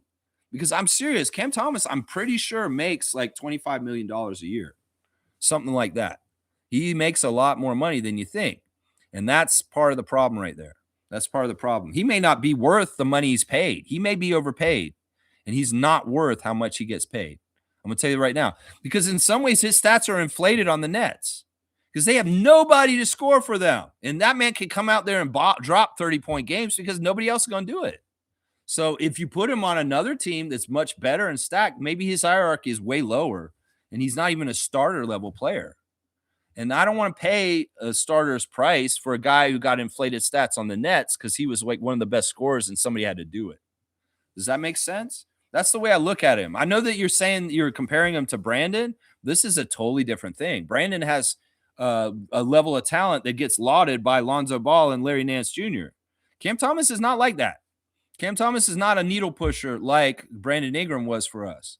So it wouldn't be like that. It wouldn't be like that. You probably see his numbers fall on the Raptors for sure because he's not going to get the opportunities in Toronto that he gets in Brooklyn. So, yeah, we got to remember all that.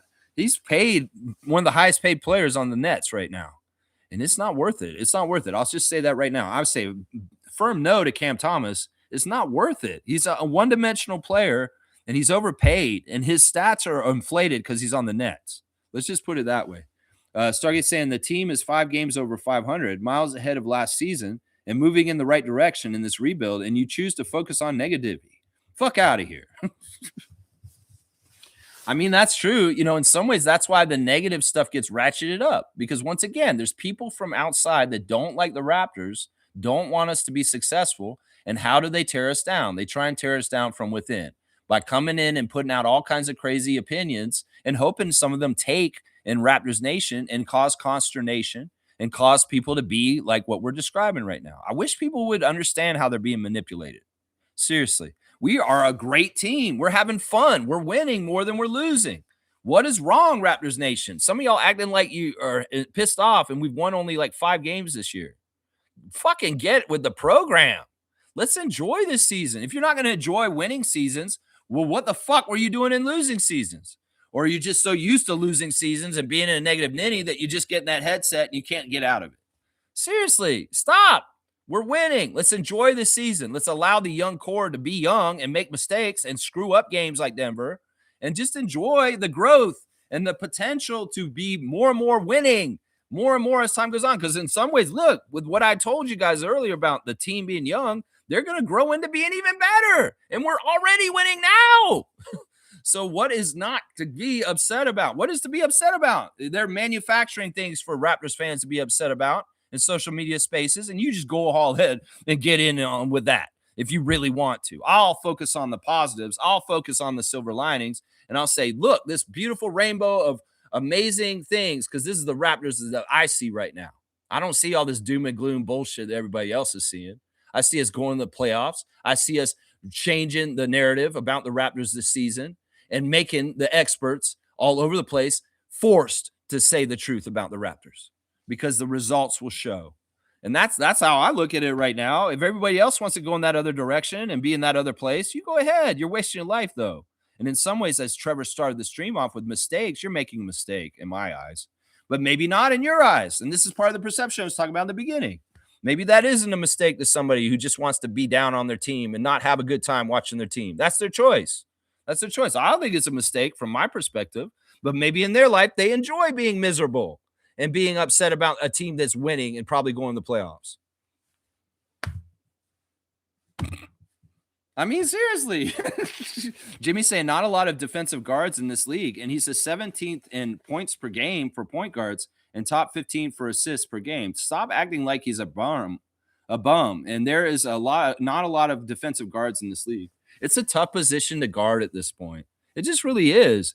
Part of it is because there's a lot of bigger guards now. And a part of it is also there's like you have to have this combination of speed and strength to guard that position correctly.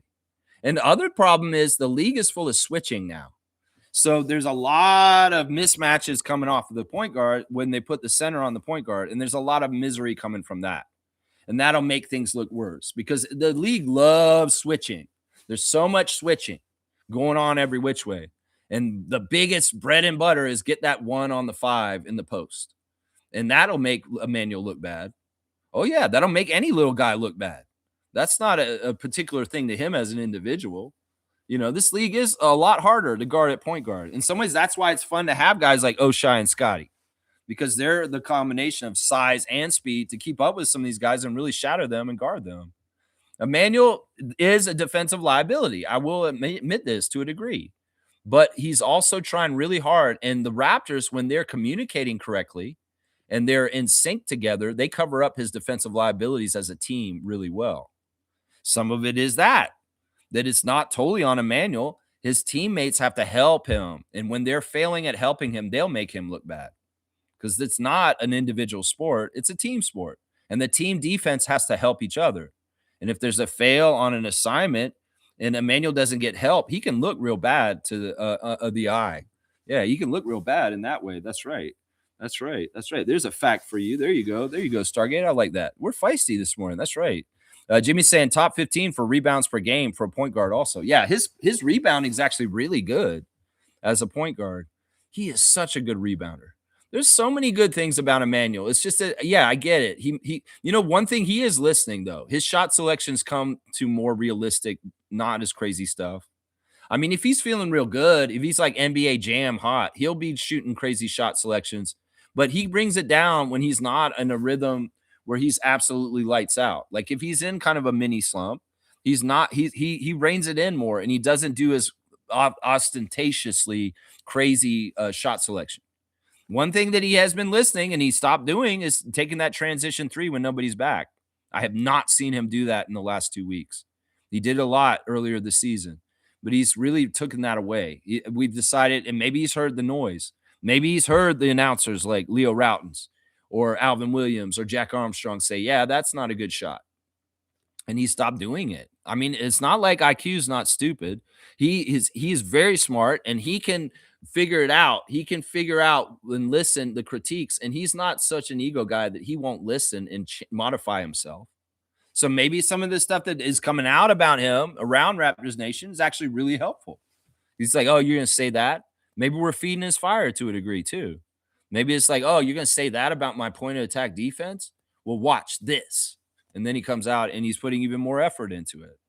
You know, in some ways it's hard. You guys you're gauging Emmanuel's defense against amazing defensive guards like Shed and Davion Mitchell and Chucky Hepburn. In some ways, Emmanuel was not the defensive sided guard like those guys were coming up. And it's not fair to put him in a comparison with Jamal Shed defensively, because Jamal Shed is more oriented to that side of the ball than Emmanuel is. But Emmanuel's way more oriented to the offensive side than Jamal. So it's just different player builds. And that contrast is easy to see on the team because you see the success of Shed on defensive stuff, and then you don't see it as exactly the same way with IQ. That's part of the shaping of the perception is that Shed makes Emmanuel look bad on defense, partly because he's such a plus defender. But if you're really getting the nuts and bolts of things, where is Emmanuel with the average across the NBA overall? Seriously, it's like in some ways you blame Shed for making Emmanuel look bad because he's just that good himself. And it's like the excellence of Shed should take away or put down Emmanuel. No, they're two different individuals, and they have their pluses and minuses and strengths. And like I said, Shed's not ready to be a starting point guard, guys. Emmanuel, you know, he may not be a Raptor for the rest of his career, and there may be a point in time where the baton is passed. But that's not anytime soon. Shed is making huge mistakes left and right still, making unnecessary turnovers, and he is still a second-year player, even if he seemed like a veteran of 5 years, even as a rookie last year. So we got to keep it all in perspective, and things have to happen on their own time. And once again, this is all stuff just like Mo Bamba, that the coaches know best and they're figuring it all out themselves. That's it right there. Yeah. Shaq Lindsay's saying Cam Thomas contract is $5 million expiring. That's what it is. Oh wow. It won't cost us more than a couple of second round picks. Plus, we want to make a push for the playoffs. See, I thought he was like one of these high paid guys for them. Like, seriously, that's interesting. I'm not that interested either way, still. In some ways, he's an undersized player at his position, and we don't need more undersized guys. I just don't feel like he's necessary, is basically what I'm saying. I know that you think, and it makes sense because the anemic scoring from our bench right now, you want to bolster it. That's the whole reasoning that you have here. But I think it's unnecessary. I think in some ways it's going to crowd an already crowded situation at our 2-3 position on our roster. And it may make it even more confusing as far as who do we keep and who do we not keep. Is that in some ways, if you bring Cam Thomas in like that, you're basically waving the white flag on all those young guys because in some ways he may just take their spot. And Grady, Oshai, and Jacoby are all gone from the Raptors. I would like to pick 2 or 3 of those guys, two at least 1 or 2 of those guys to continue to be Raptors and not say hasta la vista to all these guard forwards that we have right now. It's inevitable somebody's going. But if you bring Cam Thomas in, you're making that occupancy go up, and it may be 2 of them are going or all of them are going. So I don't know. I don't know. In some ways, it's like you would say, well, they're shitty. Why? I don't care. Let's just keep Cam Thomas and let all those guys go because they're inconsistent. They're not helping us right now. No, there's a point to that. See, I'll dump on the bench because in some ways they're much more to blame for our problems right now than Emmanuel Quickly because they need to wake up. They need to do way more, obviously, because they are not helping us right now. They're not helping us. Let's see. Stargate saying IQ does play defense, albeit not very good, but he does and at least tries, unlike Trae Young, who just doesn't play defense at all. And that is every game. I hope we see Trae Young tonight. Seriously. In some ways, some people have speculated that we'd be easier to beat the Hawks if Trae Young is actually playing. That might be true, honestly. No, you can see real effort with Emmanuel on defense this year. He's fighting through screens a lot tougher. He's really trying to keep up with his guy. He's a lot more in tune with things. In some ways, he may have been a little aloof and a little laying off and not putting as much effort in defense in past years, but this year's not that way. He really has dedicated himself to being a better defender this year, just like RJ. And RJ is seeing great leaps as a defender this year. In some ways, New York fans get mad just because of that. Because they're like, RJ never played good defense for us. What the hell? He's a good defender on the Raptors all of a sudden? That's what gets them mad. That's what gets them mad. Because they wanted that from these 2 guys when they were still in New York. And while they are young players, they continue to grow past New York. The New York fans will slander them. And they'll come into our spaces and act like us. And some of us will get behind them. I mean, that's the phenomena right there. That's the phenomena right there. Shaq Lindsay saying Cam Thomas definitely sucks, but his offense is undeniable. Yeah, he's a scorer. He can hoop it for sure. Having defensive pillars around him like Colin, Shed, and Scotty might help him. Well, once again, we're not trying to save Cam Thomas. That's not Bobby's goal in this world. His goal is to make the Raptors better to get the next championship. And, even if Cam Thomas needs an escape route out of Jordy's nets, doesn't mean that we have to provide him anything. That we don't owe him jack shit. So, I mean, I don't know. I don't think it's necessary. I think that, once again, I think getting Mo Bamba, if he learns the system and he sticks on for the rest of the year, that may be all we needed to do and to get healthy with Yak and RJ and have them come back and be full-time and fine. And then we'll be good. We might have the roster right there and we'd be fine. A lot of it is also we need these bench guys to wake up in the second half of the season and be more productive. That could help immensely also. That right there. Randolph's here. Good morning to Randolph Phillips. Beloved Raptor Freaks family, blessings. There are those who will try and run your affairs from the outside with any knowledge of what you're going through. Stay focused and press forward. Yeah. I mean, family can do that. Adriana's got a family that's very pushy and thinks they know what's best for her. And in some ways, her sister doesn't know anything about her life. And in some ways, that's not fair because she just, she's trying to run Adriana's life and she doesn't really know Adriana's life, actually, which is interesting. It's a weird phenomenon. Yeah. In some ways, it's like, look, if you have enough time to go and try and run other people's lives, go get a new hobby. Seriously.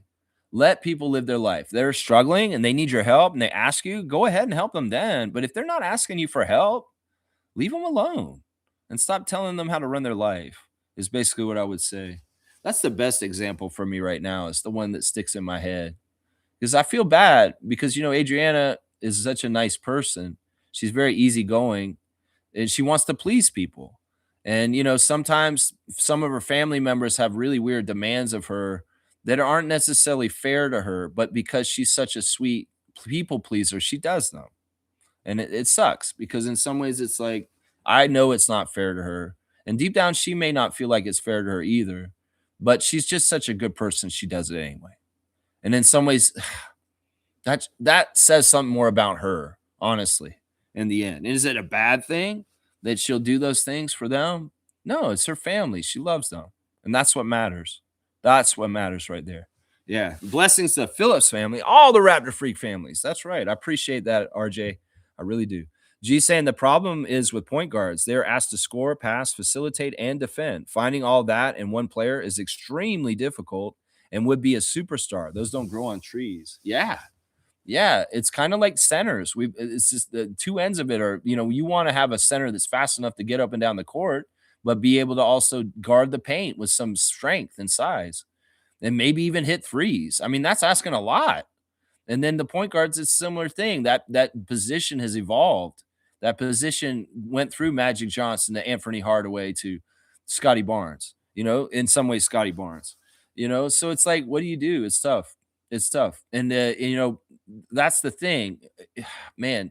Even little point guards like Iverson that look like they're going to be so good coming in the league, they're busts. It's a very risky position to get high in the draft when those guys could actually bust out real easy. Little guys that look good in college, that are absolute balling out scorers, but they doesn't translate to the NBA. They can't do it in the NBA. They can't do it at that level. So you can bust out with those kind of players. You definitely can. So it's tricky because they can look like all of that in the college setting in the NCAA, but in the NBA, they don't have any of that. And it's a bust. It's a bust. It's very, very difficult. They do not grow on trees. That's right. Bangers only, swiftly. That's right. Lex, are you ready for a blue 2026 summer? All right, man. I'm all about that. I'm ready for a blue wave in the United States for sure, my guy. For sure. I'm also ready for a Bordeaux and powder blue tempo summer. How about that? Yeah, put the blue in the powder blue of the Toronto Tempo. I'm all about that this weekend. That's right. Let's keep going. Shaq Lindsay saying IQ is a value commodity that teams would love to have. IQ's 3-point range, his speed is 2 on the break, and his ball handling ability to break down defensive coverage is valuable. He's a great team leader. He's an energy guy. He brings pep to our step. He brings swagger to our team and culture. Call 5. These guys get excited. He can be a burst of energy. Sometimes in games, the Raptors are flat. Well, Emmanuel can wake them up. He can be an alarm clock. And we got to remember all those kind of X factors with him too, is that sometimes when our runs get going, Emmanuel's right in the middle of it. And he is absolutely some of the energy driving the Raptors to come back. So that's the other thing. He's instant offense really quick. He can literally get like 10 points in a minute if he really wants to, if he's really on it and things are good. And we're in trouble and we're down a lot. IQ can be that guy that catches us up quickly, just like his name. There's too many puns with his name. That's for sure. There's too many puns. Let's see. Carloy saying this front office really found a mini Scotty in CMB. Yeah. Yeah. I'll be willing to say he has a lot of Scotty's attributes. Not exactly the right, but yeah, there's a lot of similarities there for sure. And that may be part of the reason why they grabbed him right there. Shaq Lindsay saying, please be patient with IQ this year. It is just a building block for him. Next year, you will see. Yeah, it's too bad he was hurt so bad last year because honestly, the building block year could have been last year and this year could have been a whole different kind of thing. And then honestly, you see it with RJ.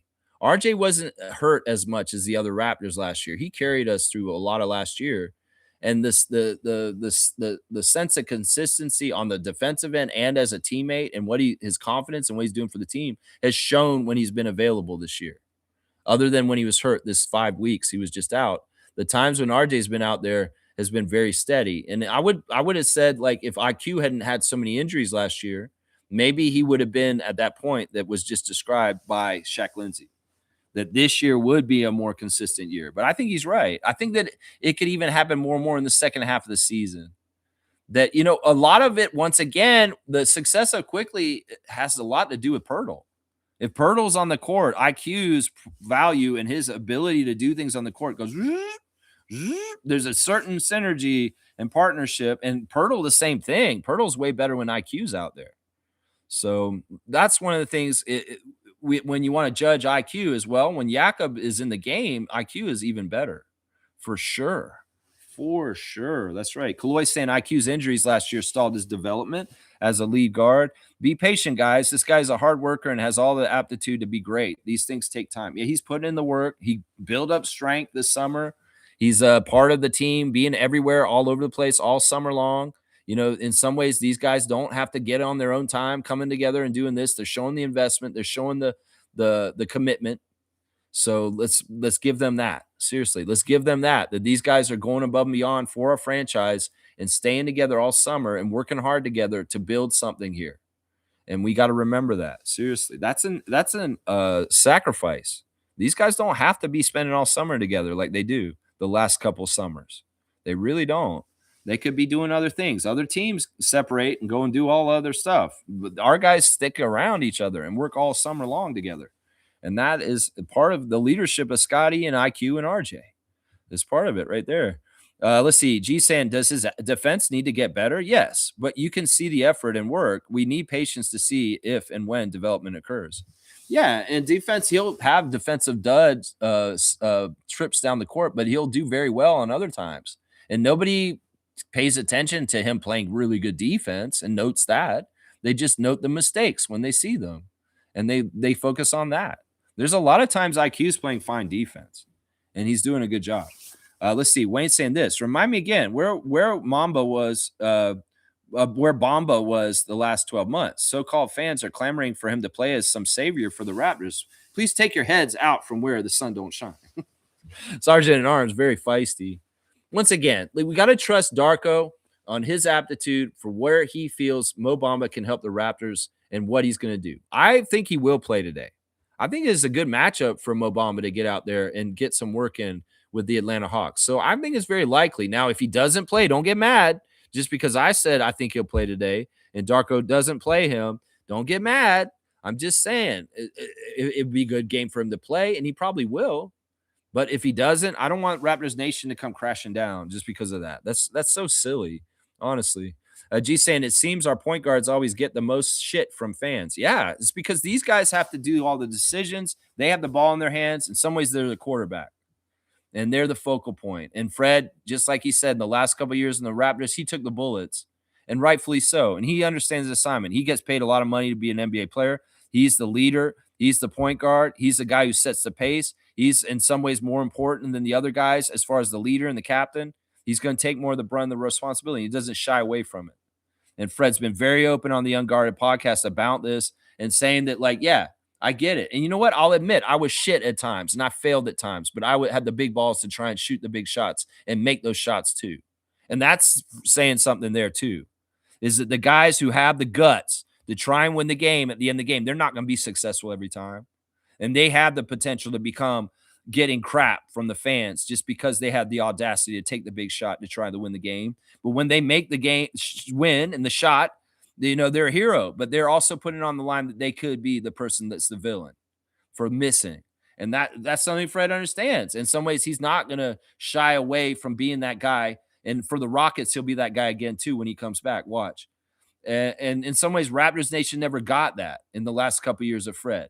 That, somebody had to do that work. Somebody had to take those shots, and he had the balls to do it. Some of the other Raptors didn't. Let's just put it that way. Some of the other guys that played with Fred at that time were not willing to be the person that has the whole microscope and take that big shot and be under that scrutiny. So, you got to give credit to those guys that are willing to do that. And IQ is one of those guys. He's one of those guys. He'll live and die with his success, and he understands the fans will come at him when he's not successful. It's just part of it. It's just part of it. That's definitely why right there. G saying you might have just hang on, jumped ahead. Let me make sure I don't miss any of the comments, guys. I love seeing the fill up here. I am right about to 2 hours. We will probably cut it down soon with stopping there. And the let's see, you might have just explained it as I wrote this. We are dealing with combo guards now, so the expectations are score, pass, defend, where it used to be mostly facilitate as a point guard. Yeah, there were even different role player types of point guard back in the day. You had point guards that just solely played defense. They didn't even score. They didn't even facilitate.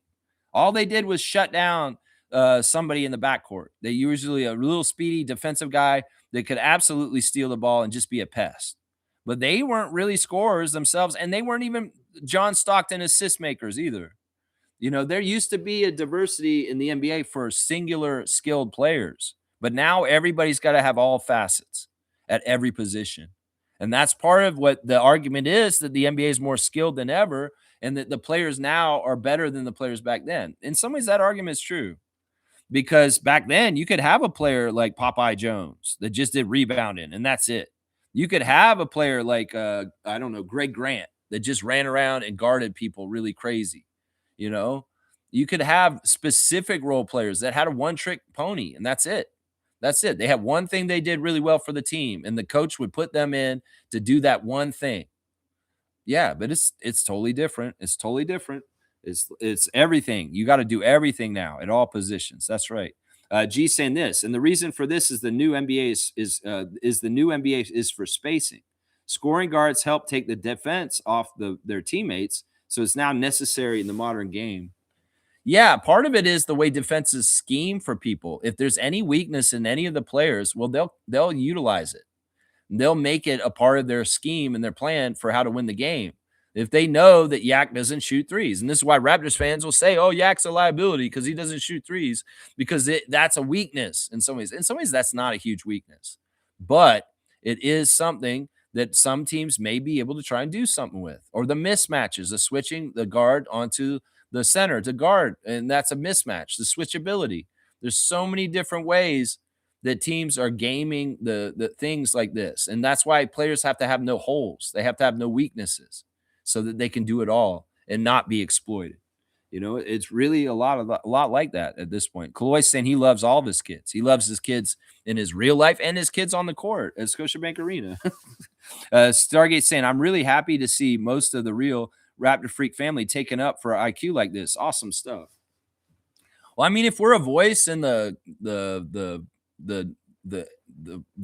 Raptors sphere of content making, if we're a voice and we're an oasis in the desert of hate, and we're a bright, sunny, tropical spot with a tiki bar and a lawn chair and a water you can jump in and cool off in, we're that in Raptors Nation for finding that. If you want that, you can find it here, 9:30 every morning. That's right. That's right. We love this team. We want our team to be successful. We want our players to be the best they can be.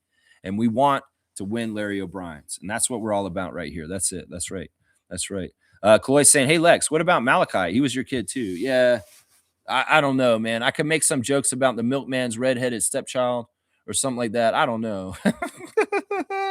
Listen, I gave Malachi a lot of runway to try and get it figured out. I mean, he had like 4 years, right? 4 or 5 years in the Raptors. And he just didn't show any progress over that time. In the very early times with Malachi, I was a big fan and I was rooting for him. I was trying to encourage him, but he just didn't go anywhere.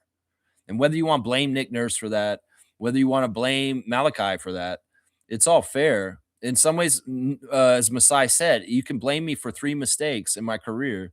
And he named Malachi Flynn, Bruno Caboclo, and Christian Coloco. He said, these are, if you guys want to say I made mistakes, yeah, sure, maybe I made mistakes. And he named 3 people, and Malachi was one of his mistakes. So Masai looks at Malachi as a mistake, as a draft pick for the Raptors.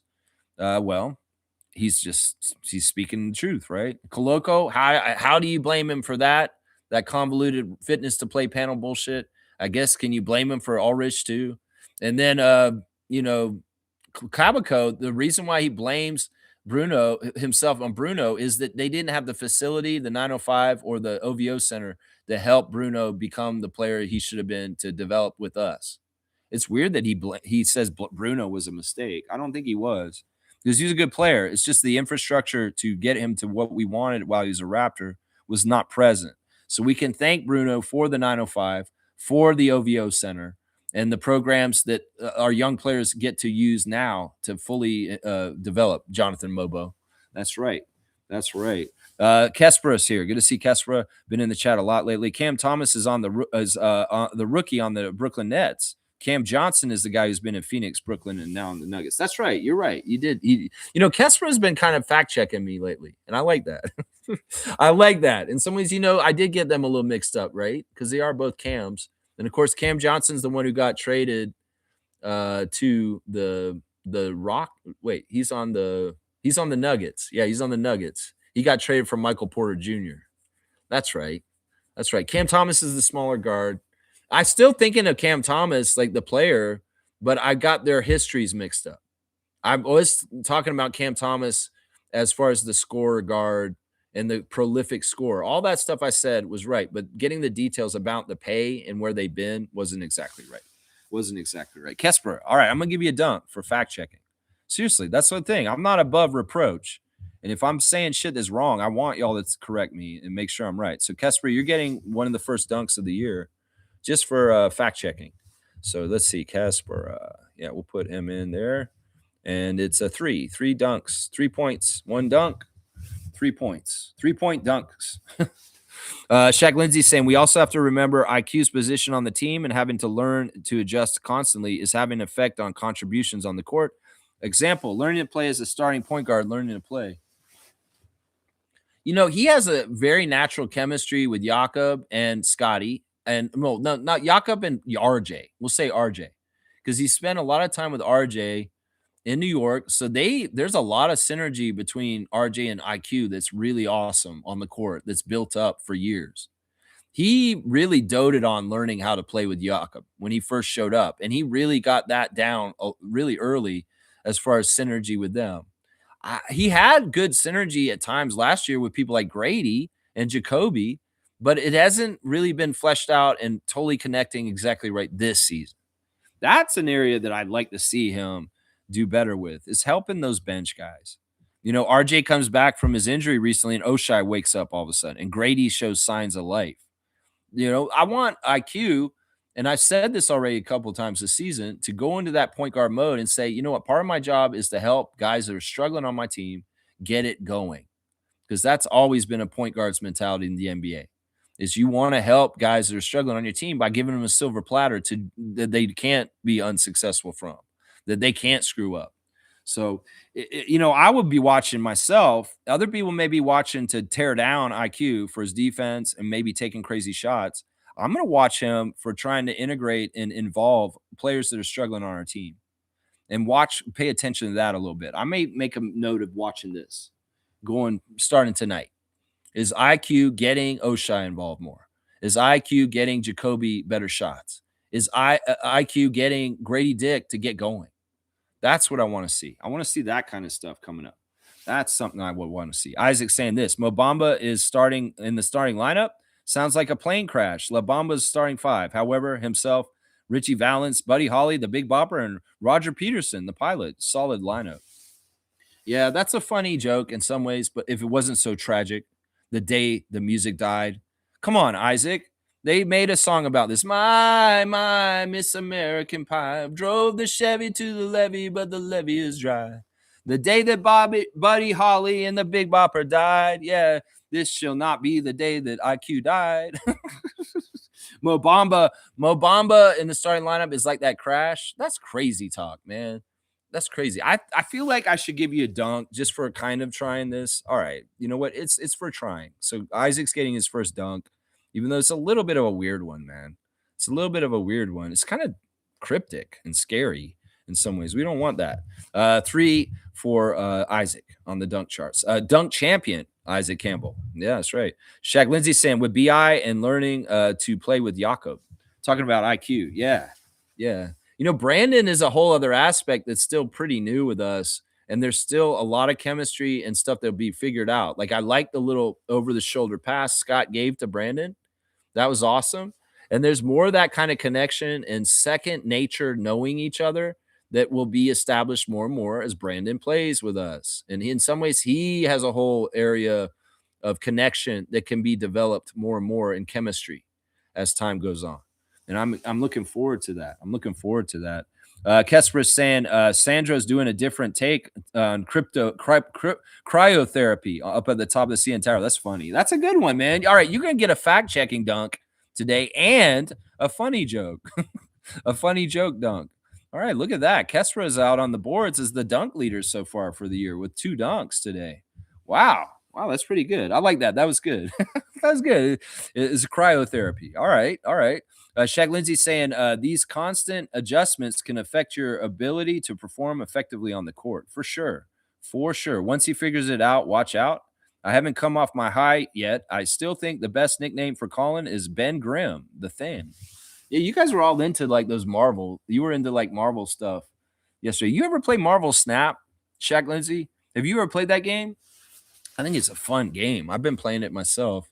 I've been known to play like card games in the past. I was a Magic the Gathering guy in high school. So like playing Marvel Snap online is really fun. I love the strategy of it. And of course, the Marvel universe is involved. If you don't play that, Shaq Lindsay, you should. You should. Check out Marvel Snap today. It's free on Steam and you can check it out. I play it a lot. Just because it's kind of like my chess. It's like I like to have a game that challenges my logic and decision making. And Marvel Snap is a really good one for that right now. I don't know if you guys know about it. Go look it up. Go find it. You'll enjoy it if you're into that kind of stuff. And if you're a comic book fan, if you love Marvel, I have a feeling Shaq Lindsay knows about Marvel Snap. If he's bringing up Ben Grimm in here like this, that's right. Yeah, that's right. An ice bath. Yeah, just go up on top of the CN Tower. That'll work. Gloy's saying, isn't Cam looking for big money? That's another thing. And I'm not totally sure if his personality fits with what we're doing. Let me just say that. There's a lot of like big energy from him as far as like, I need the ball a lot. I'm high usage, and he might take away from our team concept. I've never totally liked Cam Thomas as a team player. I've always seen him as a guy who has to score a lot for a team. You know, Mike James is a good example. Mike James is a comparison I have to Cam Thomas. Now, Mike James was a team player. He's an angry guy and played really well for the Raptors the year he was here, but he was also the end all be all in all scoring. And in some ways, that ecosystem is taking away from other mouths to feed. And I don't know if Cam Thomas would be the team player that I want on this team as a bench scorer. As a bench scorer. I don't know. I don't know. Let's see. Cam may be looking, but he ain't getting. Neil said this. Darko got his back-to-back win. Now he can focus on getting another streak going by running with a tight 9 where he rotates 2 out of every back-to-back. We have enough players to stay fresh. I hope so. I hope so. Let's go look at the 905 and see what the hell happened last night. So, yeah, they lost their first game of the season. They're 5-1 now. Technically, they're 19-1 for both seasons. So, hey, is that something to be upset about? They're really 19-2 overall, the 21 games they played so far this year. So, yeah, my 3 stars of the game, my number 1 star of the game for last night was Jarkel Joyner. Jarkel came out, and he was hitting everything. He started last night, first of all. He was in the starting lineup for Chucky because Chucky was out. And Jarkel made his first 8 shots or something like that. Or no, he made his first 6 shots. He came out. He was 18 points in 25 minutes, 7 of 11 from the field, 4 of 6 from 3, 1 rebound, 5 assists, 3 turnovers, and 2 steals, a -10.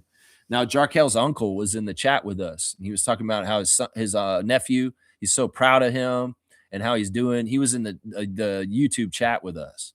And yeah, Jarkel was awesome, man. He couldn't miss. He was very on fire. Some of the threes he was hitting were deep outside, and he was just hooping, man. And we needed that because we started flat, and he was the only one carrying us for a little while there.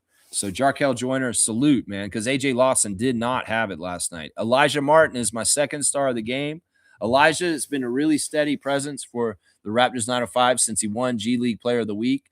He's been pretty steady. Very much a contribution you can kind of pencil in every single game, that if he's open for 3, he's going to hit it. You can count on him to come into the lane and make some very tough, athletic, strong shots with contact off the basket. He's got really good scorer's mentality coming into the land of the Giants, and he's been mostly successful. Elijah Martin, 36 minutes, 24 points, 9 of 15 from the field, 3 of 7 from 3, made both his free throws, 7 rebounds, 5 assists, 2 turnovers, and -2. Yeah, he wasn't bad. My third star of the game is going to go ahead and go to Tyreek Key. Tyreek Key off the bench, 17 points, 22 minutes, 6 of 12 from the field, 1 of 3 from 3, 2 of 2 at the free throw line, 3 rebounds, 1 assist, 0 turnovers, a +7 for Tyreek Key. And all three of those guys, Elijah, Jarkel, and Tyreek, were carrying the Raptors 905 when nobody else could score. There was really bad shooting for this team overall. Once again, they shot 45%, but it seemed worse, honestly, because you just had bad shooting. Jonathan Mobo, 3 for 6 with 6 points, 4 rebounds, 1 turnover, a -17. Jonathan's been struggling in games for the 905 recently. Doesn't mean it's bad for him. Doesn't mean it's hurting his confidence. Doesn't mean that he's regressing on the 905. It just means he's going through the ups and downs, and don't overread it. In some ways, I don't think his confidence is hurt for this. It's just in some ways, Jonathan is the guy who's taking a lot of the physicality and doing a lot of hard work and dirty work on the shadow box score that you don't see in the box score. Olivier Sarr, frustrating, maddeningly frustrating, but also at the same time, glimmers of hope.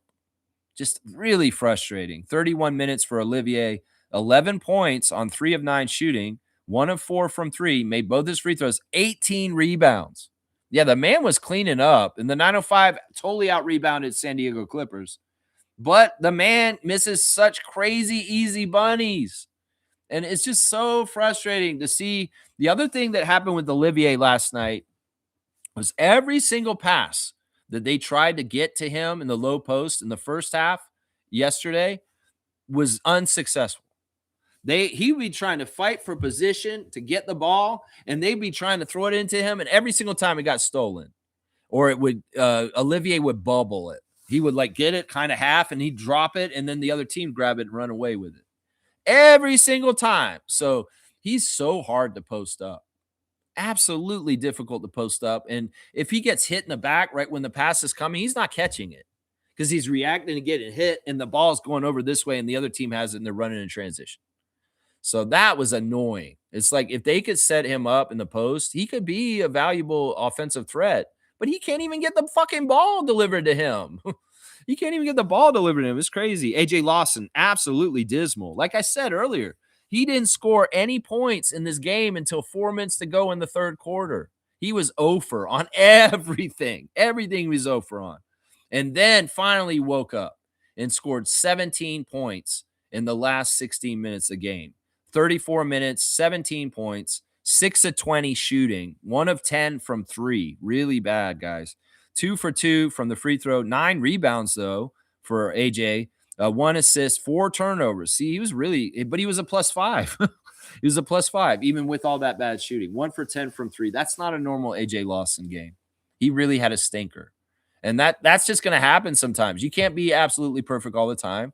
You're going to have a stinker sometimes. And AJ Lawson had a stinker last night. David Roddy, 26 minutes, 7 points. 1 for 6 for Roddy. 1 for 5 from 3. 3 rebounds, 2 assists, 3 turnovers on a block, a +4. They calling him Big Body Roddy. That's his new nickname, y'all. It's official. The new nickname for David Roddy is Big Body Roddy. That's what he wants you to call him. So you can call him Big Body Roddy because he's keying off of his football history as a football player. And Warren Ward and Ben Schulman were speculating last night that David Roddy in football would be a lineman because of his height and his size. So he'd be like an offensive lineman coming in to get the quarterback. But yeah, he's a Big Body Roddy. So call him by his new nickname. It's official. He's been anointed a nickname. When a player gets a nickname anointed, well, it's Big Body Roddy. So you want to call David Roddy Big Body Roddy, you go ahead. Patrick McCaw came in late and provided a spark for Andrew Jones. In fact, he lauded him after the game in the post-game interview that Pat came out there and caused some defensive sparks for the 905 to try and come back. He was grasping at stuff at that point, but Pat did come in and he was a difference. In some ways, the problem was PBJ. Patrick Baldwin Jr. on the Clippers was perfect. He was destroying us. He was a big man who has some small guard skills as far as he hits threes and he can attack the rim, and he was posting us up. and he was like 9 for 9 in his first 9 shots and dominating us. Well, who do you call to try and guard PBJ? Patrick McCaw, 3-time NBA champion, G League champion, and God willing, he'll be a G League champion again this year. That's right. Pat McCaw, 5 minutes, 2 points, 1 of 1 from the field, 1 steal, a -4. But he was guarding the toughest assignment on the other side at the crunch time, which was interesting. Julian Reese is on a weird place right now. He's been getting very little minutes the last 2 games. I don't know if it's because he's not doing things right and Andrew Jones is punishing him. I don't know if it is that he's lingering injury and he's not totally 100% right now. But Julian, only 5 minutes yesterday, 2 points on 1-of-1 shooting and 1 turnover. He didn't get a single rebound. And Julian was not utilized at all. It's weird because the Clippers were a bigger team than us. And in some ways, their size was beating us up in different ways that Juju Reese could have been helpful in this situation. Alas, he barely played. And I don't know why. Once again, I don't see the bottom of the iceberg. Andrew Jones has his reasons for why he may not be playing Julian a full complement in the game in only 5 minutes. I don't know. That's not for me to know. That's the proprietary knowledge of the coaching staff of the Raptors 905 and Andrew Jones. So I could say, yeah, you could have played Julian more. That may have helped things, but maybe not, because maybe Julian's on the down low getting punished for something he did in practice or something. We don't know. We don't know. Tyson Degenhart, weirdly not effective, but effective. It was weird. 16 minutes for Degenhart, 0 points. He took 1 3 and he missed it. 3 rebounds, 3 assists, 0 turnovers, and a block. A plus 14. I don't know. It's inexplicable. I don't get it. AJ was a +2, and Degenhart didn't do hardly anything to help them, but he was still a plus 14. He's just a calm, steadying force, I guess. AJ Hoggart is the backup point guard when Chucky Hepburn is out, and he had 17 minutes, 6 points, 1 of 3 shooting, 2 of 2 at the free throw line, 5 rebounds, 5 assists, 2 turnovers, and 2 steals, a -3. AJ's been fantastic. He's been a great contributor with Chucky out. And he's in some ways making a case that he should continue to get minutes even when Chucky's back. But having Chucky Hepburn play probably would have helped them a lot. Like I said on the other side, Patrick Baldwin Jr., 38 minutes, 23 points, 10 of 11 shooting, 10 of 11, 1 of 2 from 3, made his only free throw, 9 rebounds, 4 assists, 3 steals, 2 turnovers, and a block. And he was only a +1.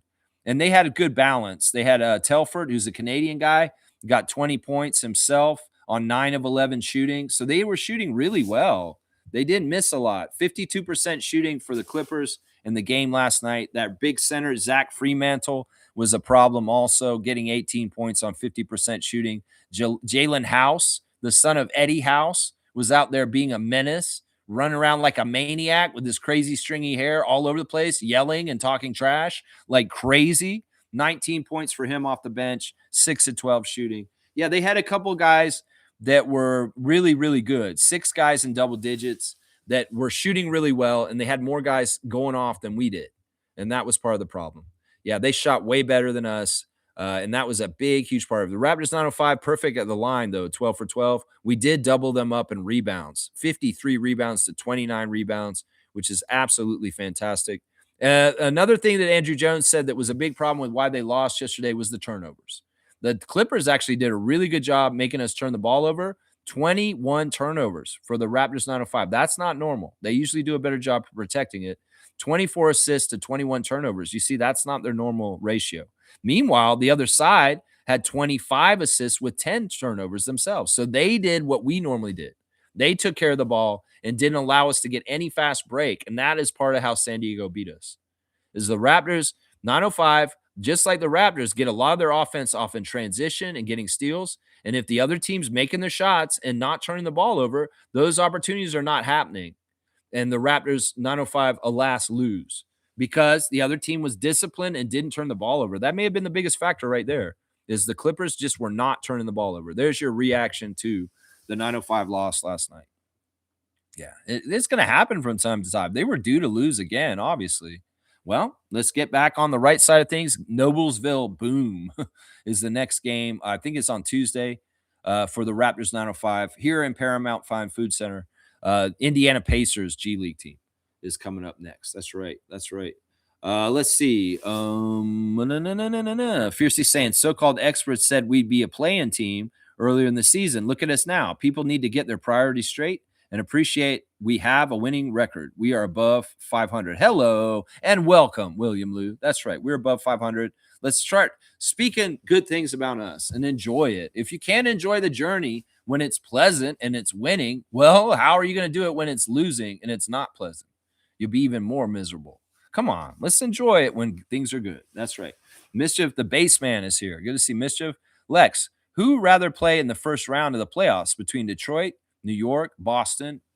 Who would I rather play out of those teams? Well, those teams are at the top with us. So I'd rather not play any of them in the first round. I'd rather see them in the Eastern Conference Finals or in the second round. Out of those teams, I don't know. We haven't seen Detroit yet. I think I'd rather play Detroit too. And partly is because they're a young core like us, and they haven't gone where they've gone before yet, really. They've had some playoff success last year, but very little. And they are still building. And Boston and New York are very gritty and veteran and playoff tested. So they're not going to be fun to play. It'll be easier to play the Pistons. So I think you're right. I think you're right. I think you're right. Those other two teams are serious and they're very dangerous because they are gritty, very gritty. Blackhawks saying, I called fifth at the beginning of the year, so I'm glad to see them doing better. We still have a ways to go, and the team can build on the synergy. Yeah, I'd like to catch up with the Celtics and pass them still. I still feel like that's possible. It's just that we need to take care of the wins we should win and steal some of the wins we shouldn't win. And hopefully Boston will falter a bit and we can still catch up and get past them. Because honestly, I don't want to be below both New York and Boston. It may very well be that New York is going to stay above us for the rest of the year, but we can still catch the Celtics and try and pass them in the standings. I'd love to see that. Shaq Lindsay saying Brooklyn offered him a $14 million contract extension, but he refused to sign it. Oh my gosh, that doesn't sound right. I don't think it's so much the money. I think it's his displeasure for the organization. Remember, BI was in the same position, but refused to sign it. Okay. Okay, that's interesting. I'm glad you fleshed that out fully as far as like it's not necessarily he's greedy and he's doing a Dennis Schroeder. It's more that he doesn't want to be there and he's trying to figure out a way out. And if he locks in more long term, it may be harder. That makes sense. That makes a lot of sense, Shaq Lindsay. It does. Neil's saying this when you can only focus on one guy as the reason for losses, you have biases. Team sports mean everyone shares the blame. Yeah. Yeah, sure. There can be a boneheaded play where somebody screwed up. But overall, the whole thing that happened in the whole game is a contribution of every single player and the coach involved. And that's part of it. That is part of it right there. Fiercely saying IQ matchup versus Trae Young will be interesting later if we get it. I'm gonna go look at the. Well, it's been a little while. Let's see if it's been updated. We'll go and check the injuries because I don't think Trae Young's playing today. I don't think he is. Let's see if they've updated it. Let's see. Oh wow, we do have an update on the injury list. It's Porzingis, guys. They're saying that Porzingis is day to day now. He may not be playing tonight. So there may be no Kristaps off the bench. Now, Trae Young is out, is what it says right here, Fiercely. I don't know if Trae Young's playing. Dante is out also. That's the a Hawks injury list right now. Let's see. Shaq Lindsay saying, if you want to look at a comparable player to IQ, look at Darius Garland. Yeah. I think that IQ is in that category with Maxey and Garland, and that those guys are all-stars. And that he can grow into being an all-star on our team in the right kind of way, possibly. And I would even if he's not totally an all-star, but he's a borderline all-star, that's good.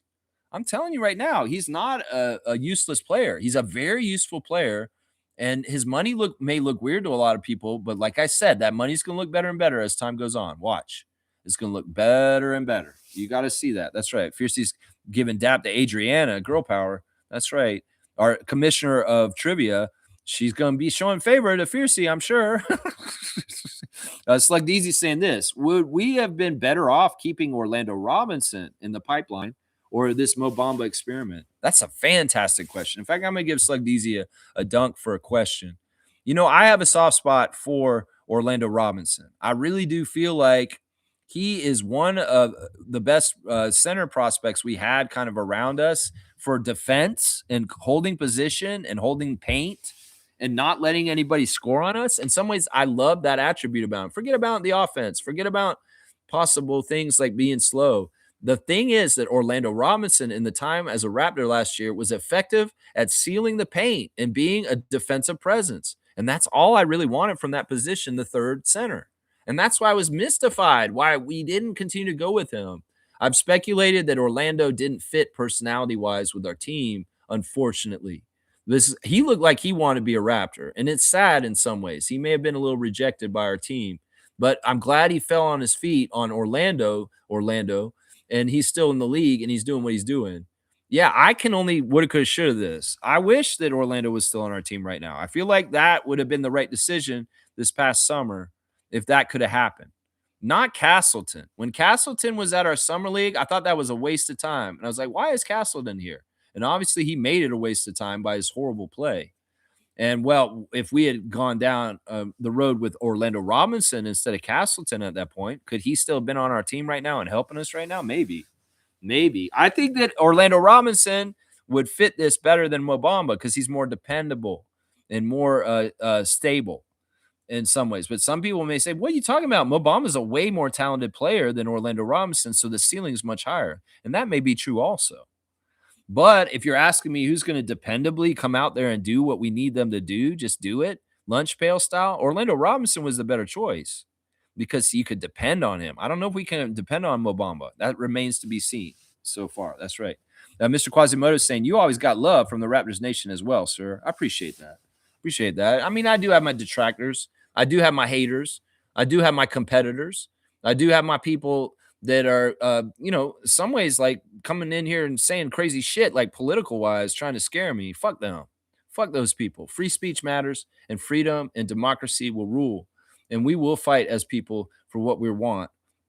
So yeah, it's not all sunshine and rainbows for me, but I do love the love and the appreciation from the Raptor Freak family and the real ones for the Raptors. They recognize real when real is there. And that's the thing. That's the thing. We can have all these Raptors channels on YouTube, and you guys can go in and see the personalities. You can go in and see these people, but are they being authentically themselves? Are they truly passionate like I am for this team? Or are they just trying to do what they're doing just to make clicks and subscriptions? That's the thing. You got to always find the motivation of the content creator because it'll tell you everything you need to know about that person and whether you should be following them. Some people may be like, well, I don't really like the Raptors as much as he does. I can't watch him. He's too much of a homer. I like the Raptors, but I think I can't like them as much as a Raptor freak. Well, I guess you're not a Raptor freak then. You're a fan. And you can be a Raptors fan and not be as into it as us. But also at the same time, Raptor freaks are great shining examples of how to be a good fan for your team and ride or die with them right. Monique Lawrence, number one epitome of the right type of super fan for the Raptors. Right there, super fan Monique. That's right. That's right. Kaloy saying, hopefully Bamba sticks and gets on the JV diet to gain some weight. Yeah, I don't know. I don't know if he needs weight. I think that he's in a good place with his body. It's just that he needs aptitude and understanding. That's what he needs. He needs aptitude and understanding and get in there and executing correctly. That's what we need. Slug DZ saying Rob Dillingham is a perfect example of a little guy doing great in college, but when he gets the NBA, different story. Yeah. Yeah. And, guys like VJ Edgecombe, he's very doing well, but there's no guarantees on VJ Edgecombe doing what he's doing in the NBA. That's what I'm saying. That's why I said the path for Elijah Martin is so hard right now. It is so hard because the odds are stacked against that player build. It's just stacked against it. Rob Dillingham, great example. Great example. Shaq Lindsay saying came out blasting out of the draft. It wasn't until they traded for Mitchell he started to struggle. Talking about Rob Dillingham? I'm not sure. Daddy Gates is saying, isn't one of Adriana's best friends from St. Vincent? Maybe she can teach Adriana some of that Vincy attitude. Now, listen, she's no ally of mine. Trust me. Her friend Wendy hates me, and she's never given me a second chance. It's crazy. I made one mistake the first year we dated and said, all right, this is what I did. In 2020, I had been dating Adriana for 5 months, not barely, hardly at all. And the pandemic happened and the shutdown. And all of a sudden, she's living out near the zoo and I'm living in Kensington Market at that time. And I'm like, well, I may not see this girl that I just started dating ever. I actually suggested that we take a break.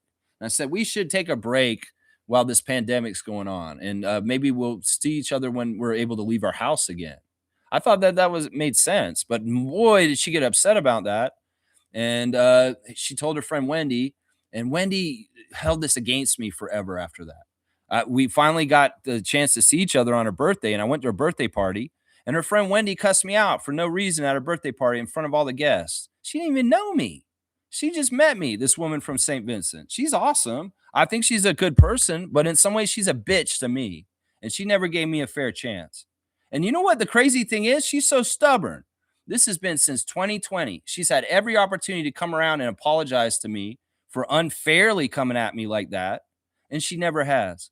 And I've asked Adriana, will your friend Wendy ever like accept me as your boyfriend? She said no, even though she's her best friend, because she's like that. So fuck Wendy and her bullshit. Yeah, she could teach her how to stand up for herself in certain ways as a St. Vincent woman, but in some ways, she's no ally to me. And she's been an absolute bitch to me who never gave me a real chance. And she's one of those people that's keeping me away from Adriana, not helping the situation. Trust me. I would love to be friends with Wendy, but she never ever gave me a single damn chance. And that's her own damn fault and her fault as a person. I don't take it as an indictment of me. I take it as her having a fault that she is just like that. And that's wrong. I feel like it's wrong. You know, I already have issues with her family. I wish her best friend was on my side. But no, I don't have any allies in this situation, just so you know. I have no allies. I purely with Adriana out of pure love for her. I've gone through so much bullshit for her. And in some ways, that should tell her loved ones that I do actually love her because I wouldn't be putting up with all this bullshit if I did it. So it's very personal kind of shit. And in some ways, I wish Wendy would accept me. I wish she'd apologize to me today and finally come around for bullshit that she did. She embarrassed the hell out of me in front of her entire family and friends at a birthday party, cussing me out, treating me like I was a low down scallywag. And I did not deserve that in the least. I did not. I did not. That's right. All right. That's maybe too much personal information about my life right there, but that's it right there. Yeah. Stargate saying, and next time she goes to St. Vincent, you should go. No, I'm never invited to that. I don't talk to Wendy. I have no relationship with Wendy. I wish that those two worlds could collide, but in some ways, I'm not allowed to be in that. I'm a complete outsider in Adriana's life. I'm not allowed to be involved in her family's life or her best friend's life. So she gets time with me. It's just solely her and I. And I do not interact with her sisters, her father, or any of them at this point. She's solely on her time with me, and that's it. And that time is very small and a very small fraction of her time. So that's just how it is. Nah, I'm never going to St. Vincent with Wendy.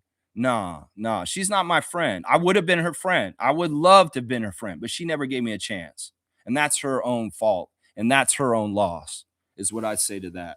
Yeah, I wish that Wendy hadn't done all that shit. And she's had a whole long time to come around on this. And it's not like Adriana has not stopped. She's still talking to me. She just was here yesterday. And still, Wendy still got her head up her ass and won't come out and just say, you know what, I'm sorry. Maybe I shouldn't have done that. All I wanted was an apology. And, you know, honestly, I would like to facilitate a relationship with her as her best friend, but it's not even getting a chance. It's not even getting a chance. And in some ways, I don't care. I don't care. In some ways, it's just how it is. It's just how it is. That's right. It's like DZ saying, we're still a developing team figuring out our future. Let's see. IQ is still developing as a starting point guard. He's not my favorite, but he's our guy. Yeah. Yeah. And, you know, he doesn't have to be everybody's favorite. It's just let's support him while he's on our team and hope for the best because his success is ours. That's all I'm asking from Raptors Nation. Thank you for the cutoff, Isaac. Yeah, I'm about 2.5. Wayne's saying any analysis done will definitely illuminate that whosoever plays with Grady, numbers go down. Dick doesn't make his shots, so IQ, BI, and Scotty's assists suffer. I still value Dick. Give him time. Yeah. I think that Grady can be salvaged. It's just that we've got to focus on getting him going. And we can get that. In some ways, Grady will figure it out. It's just Grady, man. You got to get your shot arc up and that rotation going better because your shot mechanics have fallen off this year, and it's showing with the results. You can shoot better. In some ways, you're not doing it right. You know that. You can shoot better. That's right. Trevor's saying, why is Raptors fans or bandwagon fans keep on or throwing our players under the bus? And for what? I know. I don't understand it. I think that some of it's culture and just sports these days that people want to have high standards and be like, you got to be perfect. You know, Leafs Nation's crazy too. Like they denigrate their own players with the hockey team too. You know, and like I said, this is not just exclusive to Raptors Nation. Every single nation, all 30 teams of the NBA goes through this. Everybody's doing this. It may be more a symptom of the new age of social media and immaturity and sports betting and half-ass fans that aren't necessarily team first fans, but player fans or even betting fans. We have that whole new phenomena coming in with Adam Silver's bullshit allowing sports betting around the NBA. Is some fans aren't even fans of teams or players anymore. They just fucking watch because they're gambling. And these guys will get crazy and they'll talk crazy shit just because they lost money. So there's a whole bunch of it, Trevor, for sure. And man, I'm sick of it. In some ways, that's why I want to carve out a place like this, is because I want just a real fandom instead of all the extra bullshit that's in fan nations at this point. G saying, funny thing is, some of the same fans on IQ also said Mitchell would be out of the NBA when he was on our team. Some fans don't know what they want from our guards. Thanks for the cutoff, Isaac. Yeah, thank you for sure. Yeah. I don't know. Not a lot of people were on Davion while he was here. He was here for so little. But if they were like that, they're weird and crazy. Davion Mitchell has skills that are useful to the NBA, and the Miami Heat are starting him at point guard. So he must be doing all right. He must be doing all right. Blackhawks saying Hawks are actually better without Trey. Yeah, that's why I kind of wish he would play today. Blackhawks saying Orlando has the right body type for a center physically. He holds space, and he's a good rebounder, and he's willing to take physicality. And that's what I wanted right there. That's right. That's what I wanted. Marvel Snap. Yeah, Shaq Lindsay knows what I'm talking about. Shaq Lindsay knows what I'm talking about. I should try and find you on there maybe and become buddies with you on there, Shaq Lindsay. If you have your handle for Marvel Snap, give it to me, and maybe I'll find you, and we'll become buddies in there. I don't know. Fiercely saying, Rob barely gets minutes with the Magic. We played him more, so not sure why he's not as valuable down there. Well, they have more depth at center than we did last year, and we needed to play him because we didn't have anybody because of our continuous lack of depth at center. The Magic have had pretty consistent depth at center for a while, and that's why. That's why probably right there. Yeah. Stargate saying, see, told you. Very Vincey attitude. I know them well. I know. I wish she'd forgive me. I don't want to hate Wendy. I really don't. I wish she could be my friend, but I don't know why it went that way. It was so dumb, honestly. It's so dumb. Because I've missed all kinds of different opportunities or social engagements I could have accompanied Adriana on as her boyfriend. And I can't go because I don't get along with her best friend. And if I came there, that's the other thing is look, I'm not this soft-spoken guy that if I'd let this St. Vincent woman just walk all over me, I'd stand up to her. That's part of the thing too. And Adriana understands that. And she doesn't want those fireworks. So she keeps us separated. But yeah, I would set her straight. If I got a chance to see her face to face and talk to her face to face, I'd tell her exactly how I feel. And hopefully she'd respect me for it. And hopefully we could come to a consensus where we could get along and we could go fine together. But she didn't even give me a chance. She didn't give me a chance. And Adriana pleaded with her, saying, can you please do this for me? And she's like, no, I will not. I will not. And she's being all stubborn. And she thinks she's just doing the right thing for her because she cares about her as her friend. And she thinks I'm a charlatan and a person that's doing whatever I want to do out there in the world. It's crazy, man. In some ways, you can't win with this kind of stuff. You're going to get deemed guilty. Then you're just guilty in people's eyes. That's just how it is. Yeah. Stargate saying, oh, fuck Wendy then. Okay. You guys come to Antigua with me then. I love that. Stargate, I'm going to give you a dunk. I appreciate that, man. I appreciate that. Listen, in some ways, I get it. In some ways, I said something that hurt Adriana's feelings at that time and her friend's protective for her. All I was suggesting was let's take a break because it's the pandemic. That's all I said. Isaac saying, stick together, Canada. Much love, folks. That's what I'm with you on that. I'm totally with you on that, Isaac. That's right. All right, let me do the rundown and we'll get some things done. All right, first of all, straight goods on Canadian goods. Y'all, the best ice cream product company in the country is Chapman's. It's undeniable. The tariff war started, and what did Chapman's do? They took all of their operations out of the United States, and they're solely 100% Canadian. And they also promised that none of their products would have increases in price just because of the tariff war. So, y'all, this is an amazing company, Canadian company, Chapman's Ice Cream. This is a sorbet. I don't eat dairy, so I like the sorbet. It's a rainbow sorbet. It's so good, man. It's like rainbow sherbet when you were a little kid. But yeah, Chapman's has gone above and beyond for supporting Canada by bringing all their operations here and home at the country. And seriously, if you want to be a real patriot, and the product is so good, it's so worth the value. buy Chapman's. I'm sorry. If you're buying ice cream of any sort, this is your company. Don't even look at anybody else. Seriously. Ben and Jerry's, I love y'all. Y'all have been great for a long, long time, but you ain't even getting bought by me anymore at this point. That's right. Go Chapman's. Chapman's sorbet, ice cream bars, whatever, man. I'm telling you, they are the number one. And they seriously, they did. They took everything out of the States immediately last year. And they pledged never to bring their prices up just because of the tariff war. So their prices have stayed static and the same, which is awesome. All right, let's do the classic card. I refilled the box because it was getting a little light. So there's way more cards in here. And I appreciate Commissioner Fun, Trevor J, for providing the cards for this channel for the classic card segment. It's very, very awesome. All right, let's see if you guys can figure this one out. This is funny. I think we had this card or this guy before, and none of y'all could figure out who it was. So let's see if y'all can get it this time. Classic card of the day. Who is this? This is kind of funny. We were talking about this team earlier. That looks like William Bedford, who's guarding him. See, look at that. Lex can do like the deep cuts on the classic card. William Bedford of the Pistons is guarding him, old 00.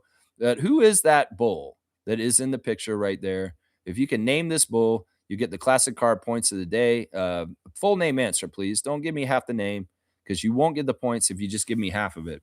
Bill Wennington again, Isaac? That's close. It is not Bill Wennington this time. You guys have had trouble with these centers for the Bulls dynasty. Cam Thomas? Okay, that is really funny, but that is not right. This guy got traded for Dennis Rodman at one point in his career, which is kind of cool. That's right. Cam Johnson. No, Isaac, you're just being silly at this point. No, this guy should be figured out. I'm sure that if Slug Deezy was here, he could get this. Seriously. Because this guy is he's pretty famous, like for being on the Bulls and being on this team. Campaign. All right, you guys are just going through the cams.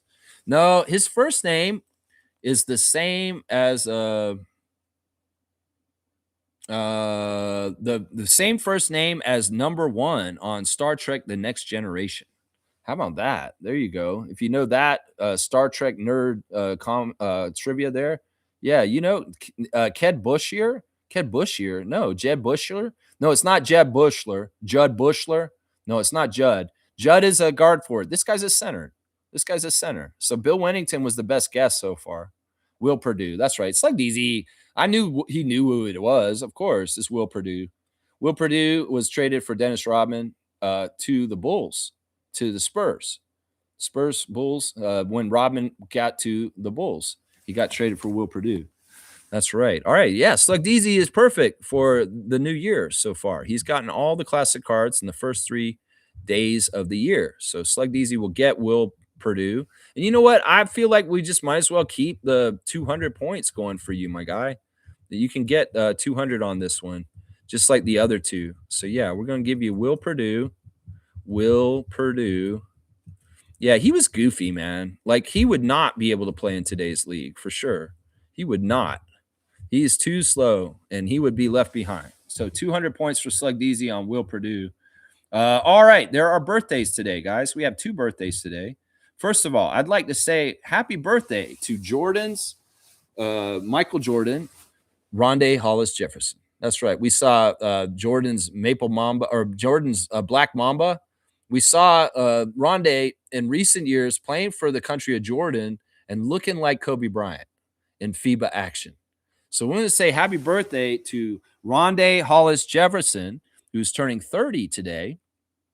And, he's got an interesting place in the Raptors history, being on the team during the Tampa year and that rough time after the championship. But, yeah, Rondé was somebody that we kind of celebrated for a little while there on our team. Let's see. How many games did he play for us? He played for the Raptors for 60 games in the Tampa year.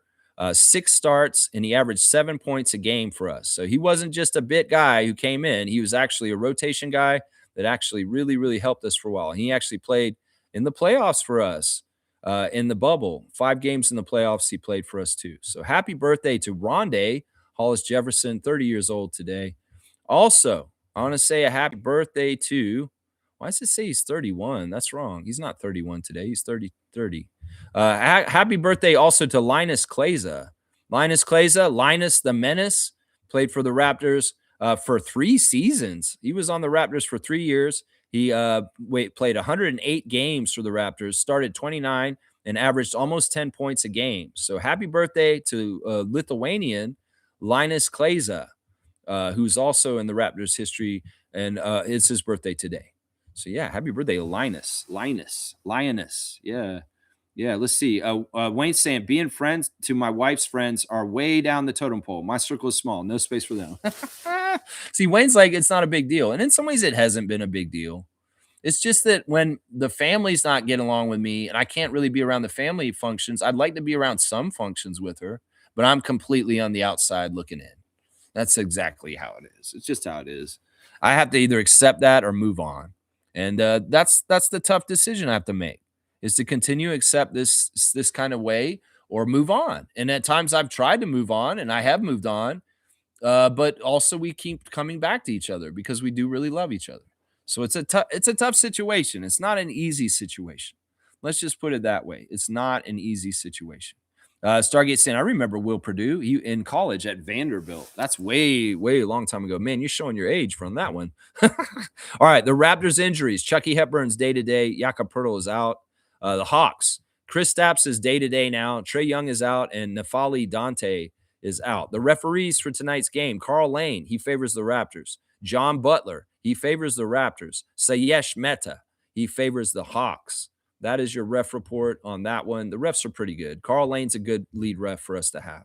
So we should be okay with that. With home advantage and the Raptors playing against a team that just played in Madison Square Garden and beat the Knicks last night in a very high-scoring game. It was energy expenditure. We need to jump out all over the Hawks tonight and take care of business, Darko and the team. And respect the whole 48 minutes. Don't just try and make up the work at the end of the assignment when the time is running out. Respect the whole course of the game is what I'm saying. So please do that. The Raptors 905 lost their first regular season game last night, the San Diego Clippers. My 3 stars of the game in that one were Jarkel Joyner, Elijah Martin, and Tyreek Key.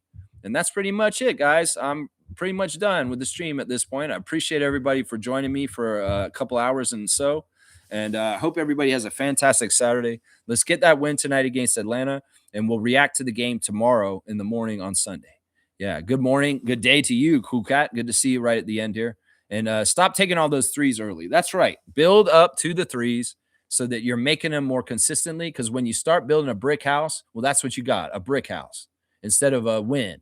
And, you start building a couple bricks, that becomes part of your confidence problem. And then everybody's shooting bricks. So, it's a premium. The first guy who's going to take a three, you better make it. And then you catch fire and everybody starts making threes. But if you're going to try and come out cold without a spark, you need that spark from down low to get the spark, to get the flame going on the outside. And if you don't do it that way, you try and come in cold and you don't build your fire right, well, you're voted off the island, Survivor, because you didn't build the fire right and you're done. You're off the show. That's right. You got to do it. Peace out, HC. Good luck with your matchup. Let's go, Raptors. I'll see y'all tomorrow. Let's go, Raptors. I appreciate everybody. Thank you. Bless everybody. Do right in this world. Put good out in the world. That's what I'm saying right now. Let's go, Raptors.